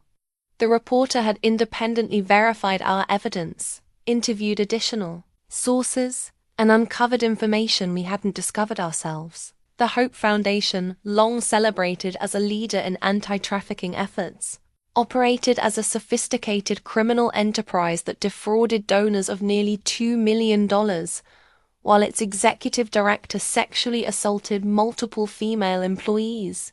The article began. Reading our story in print felt surreal after 2 years of secrecy. Every allegation was carefully sourced and legally vetted. Every quote from our group was chosen to maximize impact while protecting the speakers. The evidence we'd compiled was presented in clear, irrefutable detail. The article included photographs of the fraudulent documents we'd discovered, screenshots of Marcus's threats against me, and quotes from the security camera footage that corroborated Sarah's assault. But most powerfully, it featured testimonials from 8 women who had found the courage to speak publicly. "I thought I was the only one," Amanda Rodriguez was quoted saying. "When I realized there were others, I knew we had to act." This man destroyed lives while pretending to save them. The media strategy Rebecca Martinez had developed was working perfectly. Within an hour of the Post article's publication, CNN had picked up the story. By 8 a.m., it was trending on social media. By 10 a.m., it was the lead story on every major news website. But the most satisfying moment came when Jennifer Kim sent an update from inside Hope Foundation's offices. "They're in handcuffs. FBI agents just arrested Marcus and Jessica in front of the entire staff. People are crying, some from shock, others from relief. Everyone's talking about how they suspected something was wrong, but were afraid to speak up." The federal charges, unsealed that morning, were even more comprehensive than we'd expected. Marcus faced 12 felony counts including mail fraud, wire fraud, sexual assault, witness intimidation, and violation of civil rights. Jessica Martinez was charged as a co-conspirator in the financial crimes and obstruction of justice. The emotional impact of going public was overwhelming. After years of silence, isolation, and fear, our story was finally being heard. But more importantly, we were being believed. The evidence was too extensive, too well documented, and too carefully corroborated for anyone to dismiss. I keep waiting to feel relief, Sarah said, as we watched news coverage of Marcus's arrest. But mostly I just feel angry about how long this took. She was right. The system had failed at every level law enforcement hadn't investigated despite. Red flags. The non-profit oversight apparatus had missed obvious fraud, and the board of directors had ignored clear warning signs. Our private investigation had accomplished what multiple institutions should have done years earlier. The media interviews we'd scheduled throughout the day allowed us to tell our story in our own words. I appeared on CNN's afternoon show, carefully explaining how I'd discovered the financial fraud and been silenced through intimidation. Mr. Reed threatened me with criminal prosecution if I reported what I'd witnessed, I told the host. He had created a file of alleged confidentiality violations that he claimed would send me to prison. I was young, scared, and didn't understand that those threats were themselves crimes. Sarah's interview with NPR was particularly powerful. She spoke calmly and factually about her assault, the subsequent cover-up, and her decision to come forward despite the personal cost. I tried to stay silent and move on with my life, she said. But silence almost killed me. When I realized he was still victimizing other women, I knew I had to act. No one should have to endure what we went through. The public response was immediate and overwhelming. Within hours, our legal team was fielding calls from additional victims, former employees with corroborating evidence, and other organizations that had had suspicious interactions with Hope Foundation. But the most gratifying responses came from the anti-trafficking community itself.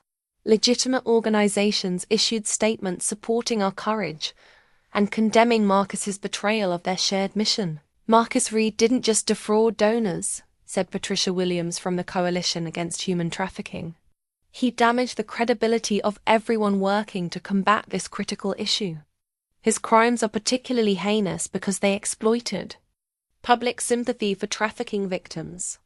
The published article included details that stunned even us. Journalist Maria Santos had discovered that Marcus had been using Hope Foundation as a personal ATM for years, funding not just his lifestyle but also business investments and real estate purchases.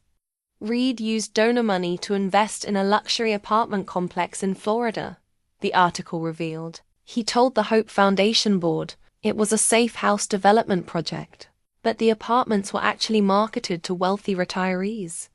The investigation had also uncovered evidence that Marcus had been lying about his own background. His supposed expertise in anti-trafficking work was largely fabricated, based on exaggerated credentials and false claims about his previous experience. Reed never actually worked in law enforcement or victim services before founding Hope Foundation, the article explained. His resume includes positions at organizations that either don't exist or have no record of employing him. By evening, the story had gone viral. #Hope Foundation Scandal was trending nationally, with thousands of people sharing their outrage and support for the victims. The comment sections were filled with messages from people who had donated to the organization, expressing both anger at being deceived and gratitude that the truth had finally emerged. The coordinated release of information made it impossible for Marcus to control the narrative. By the time his lawyers issued a statement denying the charges, the evidence was already public and the damage was irreversible.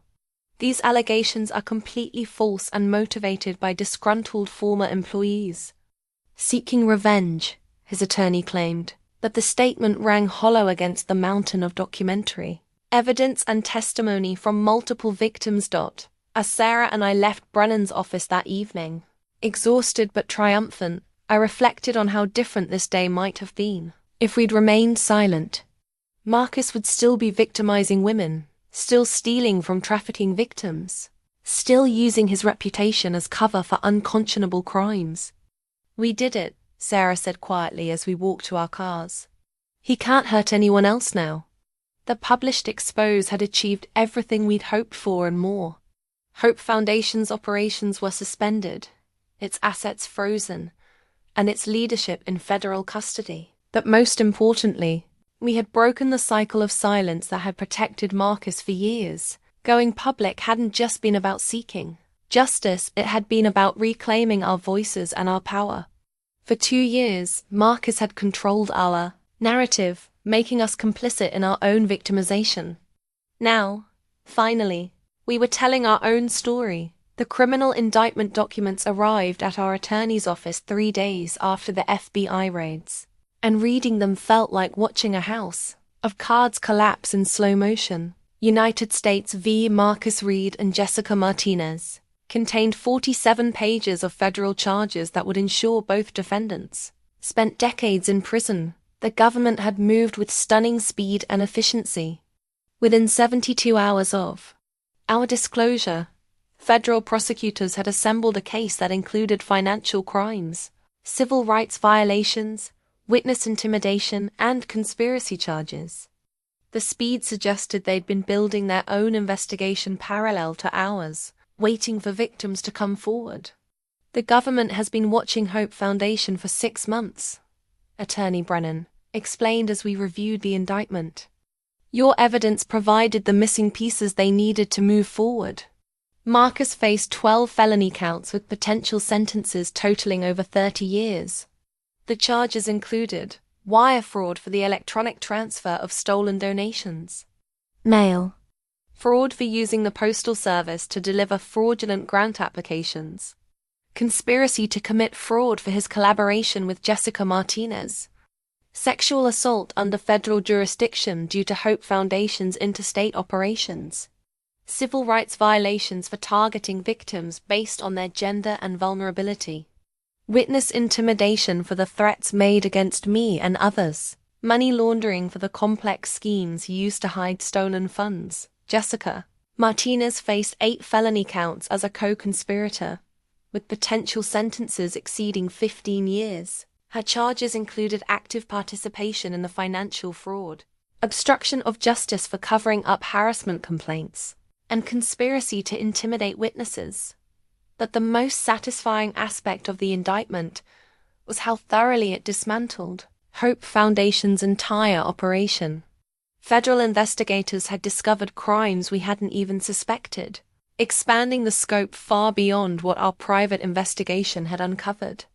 Reed and Martinez operated Hope Foundation as a racketeering enterprise, the indictment stated. They systematically defrauded donors, exploited employees, and used their positions to commit sexual crimes while claiming to fight human trafficking. The asset forfeiture section was particularly gratifying. The government had seized Marcus's house, cars, boats, investment accounts, and business interests. Everything purchased with stolen donor money would be liquidated to compensate victims and legitimate anti-trafficking organizations. The public reaction to the indictments was swift and decisive.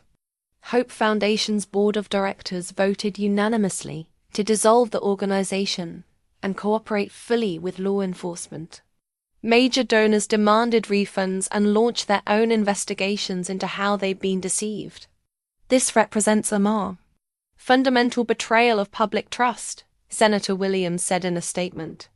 People who donate to fight trafficking deserve better than having their money stolen by the very criminals they're trying to stop. The ripple effects extended throughout the nonprofit sector. Other anti-trafficking organizations faced increased scrutiny as donors demanded greater transparency and accountability. New regulations were proposed to prevent similar frauds from occurring in the future, but the most immediate impact was on Hope Foundation's employees and genuine clients.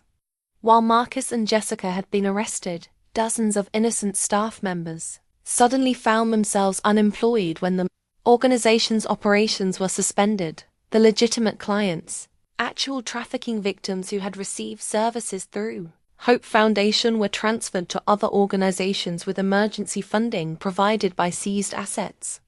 Their needs had been real, even if the organization serving them was corrupt. We're working to ensure that no actual victim services are disrupted, U.S. Attorney Patricia Chen announced. The crimes of Hope Foundation's leadership won't be allowed to harm the vulnerable people they claim to serve. The media coverage of the indictments was extensive and damning. Every major news outlet covered the story, with many focusing on how Marcus had exploited public sympathy for trafficking victims to enable his own crimes. Reed weaponized compassion, wrote a New York Times editorial. He understood that people would donate generously to fight trafficking and would ask few questions about how their money was spent. This case demonstrates the need for much stronger oversight of charitable organizations. The criminal justice system's response was equally aggressive. Both defendants were denied bail due to flight risk and danger to witnesses. Marcus was held in federal detention while awaiting trial, a dramatic fall for someone who had been celebrated. As a humanitarian leader just days earlier, the detention hearing transcripts capture the government's determination to ensure justice. Mr. Reed poses a continuing danger to witnesses and potential victims. Federal prosecutor Lisa Martinez argued, he has a demonstrated pattern of intimidating people who threaten to expose his crimes. Releasing him would endanger the very women who had the courage to come forward. Jessica Martinez's detention hearing revealed the extent of her cooperation with Marcus's crimes. She had actively participated in creating false documents, intimidating witnesses, and covering up sexual assaults. Her role wasn't that of a passive accomplice, had been an essential partner in the criminal enterprise. The speed and comprehensiveness of the legal response sent a clear message throughout the nonprofit sector. Fraud and abuse would be prosecuted aggressively, regardless of an organization's reputation or stated mission. But beyond the legal consequences, the indictments represented something more personal for those of us who had been victimized. For years, Marcus had seemed untouchable, protected by his reputation and institutional power. The federal charges proved that no one is above the law when victims find the courage to speak truth to power. Seeing his name on a criminal indictment feels surreal, Sarah told reporters outside the courthouse. For so long, he seemed all-powerful.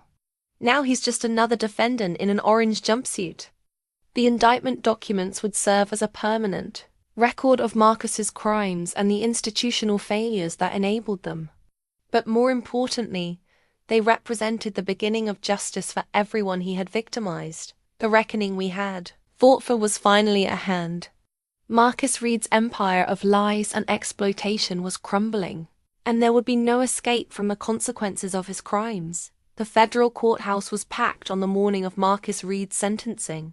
18 months after our explosive disclosure had brought down Hope Foundation, I sat in the front row with Sarah and the other victims, finally ready to witness the conclusion of our long fight for justice. The court sentencing transcript would become part of the permanent record, documenting not just Marcus's punishment, but the impact of his crimes on real people. Judge Patricia Harrison had presided over the trial with fairness and gravity, ensuring that both the evidence and the victims' voices were heard completely. Marcus had been convicted on all 12 felony counts after a trial that lasted 6 weeks. The evidence we compiled, combined with the FBI's investigation, had been overwhelming. His defense team's attempts to portray him as a dedicated non-profit leader who had made some financial mistakes collapsed under the weight of testimony from 8 victims and hundreds of pages of documentary evidence. Mr. Reed, Judge Harrison began, you have been convicted of operating a criminal enterprise that defrauded donors of over $2 million while sexually assaulting multiple women who trusted you as their employer and mentor. Marcus stood at the defendant's table in his orange jumpsuit, no longer the charismatic leader who had once commanded respect and admiration. Prison had aged him dramatically. His hair was grey, his face gaunt, his confident demeanor replaced by the hollow stare of a man who had lost everything. The victim impact statements had been devastating. Sarah spoke first, describing how Marcus's assault had led to years of trauma, depression, and a suicide attempt that nearly succeeded. He didn't just sexually assault me, she told the court. He stole my ability to trust, to feel safe, to believe in justice. I've spent 2 years in therapy trying to rebuild what he destroyed in one night. Maria Santos, the trafficking survivor, who had been coached to lie, spoke about the betrayal of having her story manipulated for fundraising purposes. "I survived human trafficking, but Mr. Reed trafficked my trauma for profit," she said. "He took the worst experience of my life and turned it into a lie to steal money from people who wanted to help victims like me." I had testified about the financial crimes and the witness intimidation that had silenced me for 2 years. "Mr. Reed didn't just steal money," I told Judge Harrison. "He stole my voice, my courage, and my faith in institutions that are supposed to protect vulnerable people. He made me complicit in his crimes through fear and manipulation." The prosecution's sentencing memorandum had requested the maximum penalty 35 years in federal prison. Assistant U.S. Attorney Lisa Martinez argued that Marcus's crimes were particularly heinous because they exploited public sympathy for trafficking victims. The defendant weaponized compassion, Martinez told the court. He understood that people would donate generously to fight human trafficking and would ask few questions about oversight. He then used those donations to fund his personal lifestyle, while sexually assaulting the very women he claimed to be helping through employment opportunities. Marcus's defense attorney had requested a reduced sentence, arguing that his client had done some legitimate work helping trafficking victims and had no prior criminal record. That Judge Harrison was unimpressed by these arguments. "Mr. Reed's lack of a prior criminal record is not mitigating when the current crimes represent such a fundamental betrayal of trust," she stated. The defendant held himself out as a protector of vulnerable people while systematically exploiting them for personal gain. The sentencing transcript captures the moment when Judge Harrison delivered Marcus's punishment. "Marcus Reed, you are hereby sentenced to 32 years in federal prison without the possibility of parole. You will also pay restitution in the amount of $2.3 million to compensate your victims and the donors you defrauded." The courtroom erupted in applause from the victims and their supporters. Sarah reached over and squeezed my hand, tears streaming down both our faces. After years of fear, silence, and trauma, we had finally witnessed justice, but Judge Harrison wasn't finished. She also addressed the broader implications of Marcus's crimes. "This case represents a cautionary tale about the need for oversight and accountability in the nonprofit sector," she said. "The defendant was able to operate with impunity for years because people assumed that someone claiming to fight human trafficking must be trustworthy. That assumption enabled unconscionable crimes."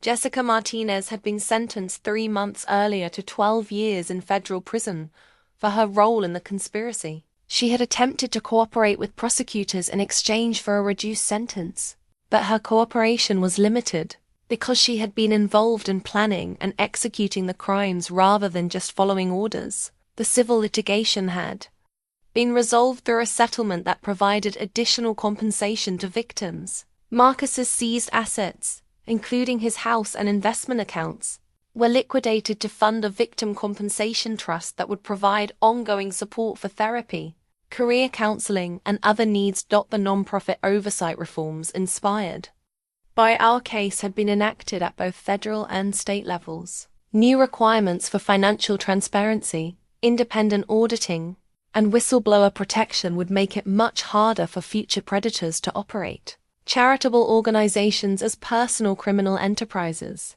But perhaps the most important consequence was the cultural change within the anti-trafficking community. Organizations now faced much greater scrutiny from donors, regulators, and the media.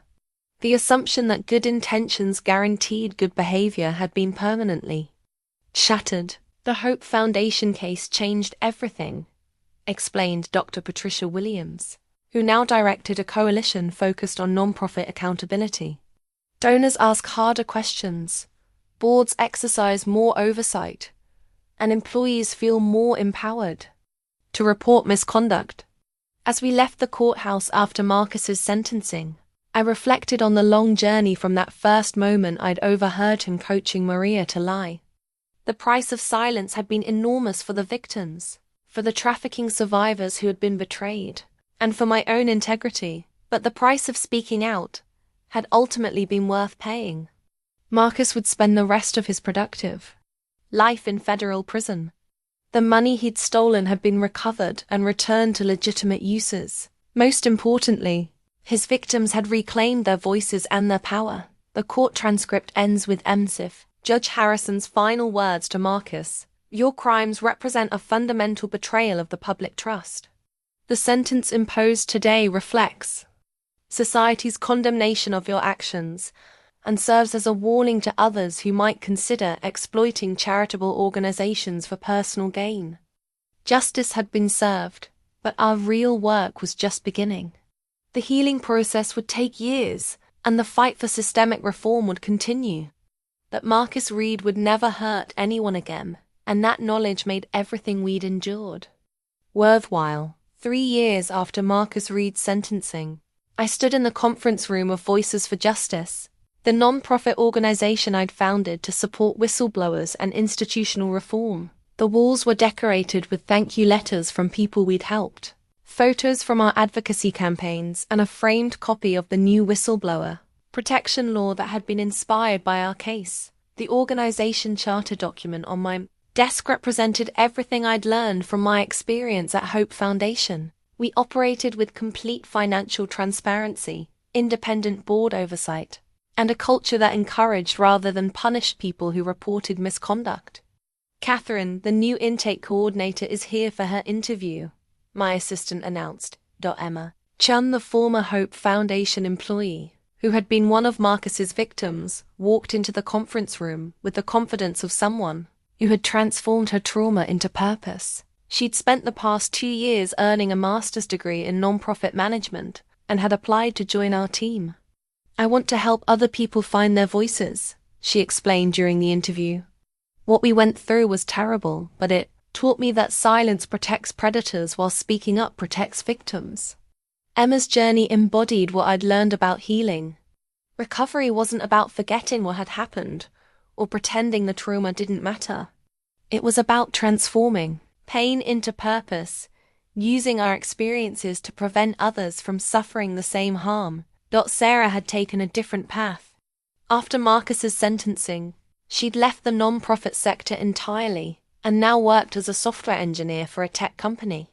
But she remained actively involved in our advocacy work, particularly our efforts to reform reporting systems for sexual assault in the workplace. "I needed to rebuild my relationship with work itself," she'd explained to me. "Being in an environment where predators operated with impunity made me question everything about professional relationships. Now I work somewhere with strong policies and genuine accountability." The Victim Compensation Fund we'd established had provided crucial support for all of Marcus's victims. Beyond financial assistance, it had funded therapy, career counseling, and educational opportunities that helped people rebuild their lives. Maria Santos had used her settlement money to attend law school and now worked as an immigration attorney, specializing in cases involving trafficking victims. She'd become a powerful advocate for reform, speaking at conferences and congressional hearings about the need for better protection of vulnerable witnesses. "Marcus taught me that my story could be weaponized," she told a Senate committee. "But I learned that my story could also be a weapon for justice when I controlled how it was told." The systemic changes that resulted from our case have been significant. The nonprofit accountability legislation we championed required independent financial auditing, mandatory reporting of misconduct allegations, and protection for employees who disclosed illegal activity. But perhaps more importantly, our case had changed the culture around reporting misconduct in charitable organizations. The shame and isolation that had kept us silent for so long was being replaced by support systems that encouraged transparency and accountability. The Hope Foundation case created a template, explained Dr. Patricia Williams, who now served on Voices for Justice's advisory board. Victims learned that they didn't have to suffer alone, that systematic documentation could overcome institutional protection of predators, and that speaking out could actually lead to meaningful change. The work wasn't easy. Every week, we received calls from people facing retaliation for reporting misconduct, struggling with trauma from institutional betrayal, or navigating complex legal challenges. Each case reminded me of how vulnerable people could be when they encountered predators in positions of authority, but we also celebrated victories. The nonprofit executive who was removed after employees documented his harassment. The charity that reformed its practices after whistleblowers exposed financial irregularities. The legislation that strengthened protections for people who reported institutional misconduct. We're not just helping individual victims, I often told donors and supporters. We're building a culture where predators can't operate with impunity, where institutions prioritize accountability over reputation management, and where speaking truth to power is supported rather than punished. The new organization charter that established Voices for Justice contained provisions I'd never seen at Hope Foundation. Our board included people with lived experience of institutional trauma. Our policies explicitly protected employees who reported misconduct. Our financial records were published quarterly and independently audited. Most importantly, we'd created an environment where questioning authority was encouraged rather than punished. Staff meetings included regular discussions about power dynamics, ethical concerns, and structural improvements. We'd learned that preventing institutional abuse required vigilance, transparency, and a commitment to continuous reform.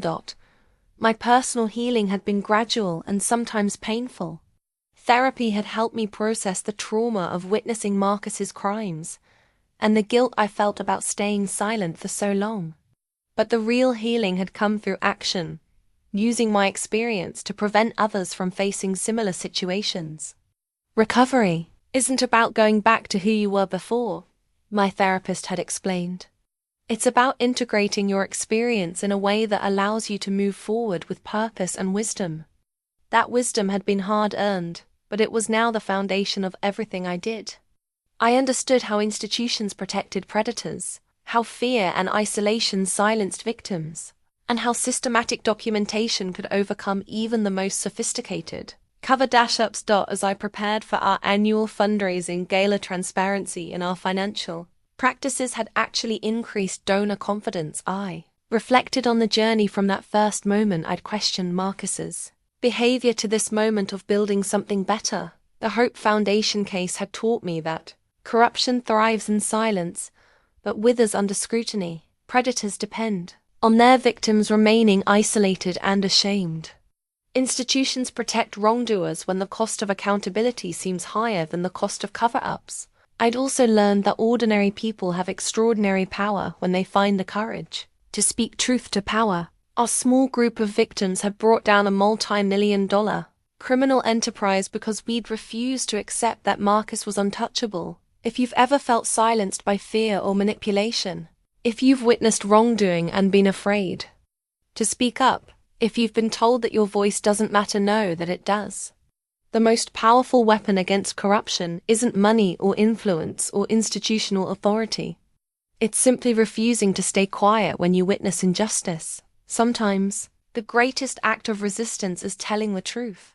Sometimes the most radical thing you can do is refuse to be silent. And sometimes, when you find the courage to speak out, you discover that you're not alone, that there are others waiting for someone to go first. To break the silence, to prove that accountability is possible, Marcus Reed is serving 32 years in federal prison. Jessica Martinez is serving 12. Hope Foundation no longer exists. But the voices they tried to silence are stronger than ever, and we're using them to build a world where predators can't hide behind good intentions and institutional protection. The fight for justice never ends, but neither does the hope for something better.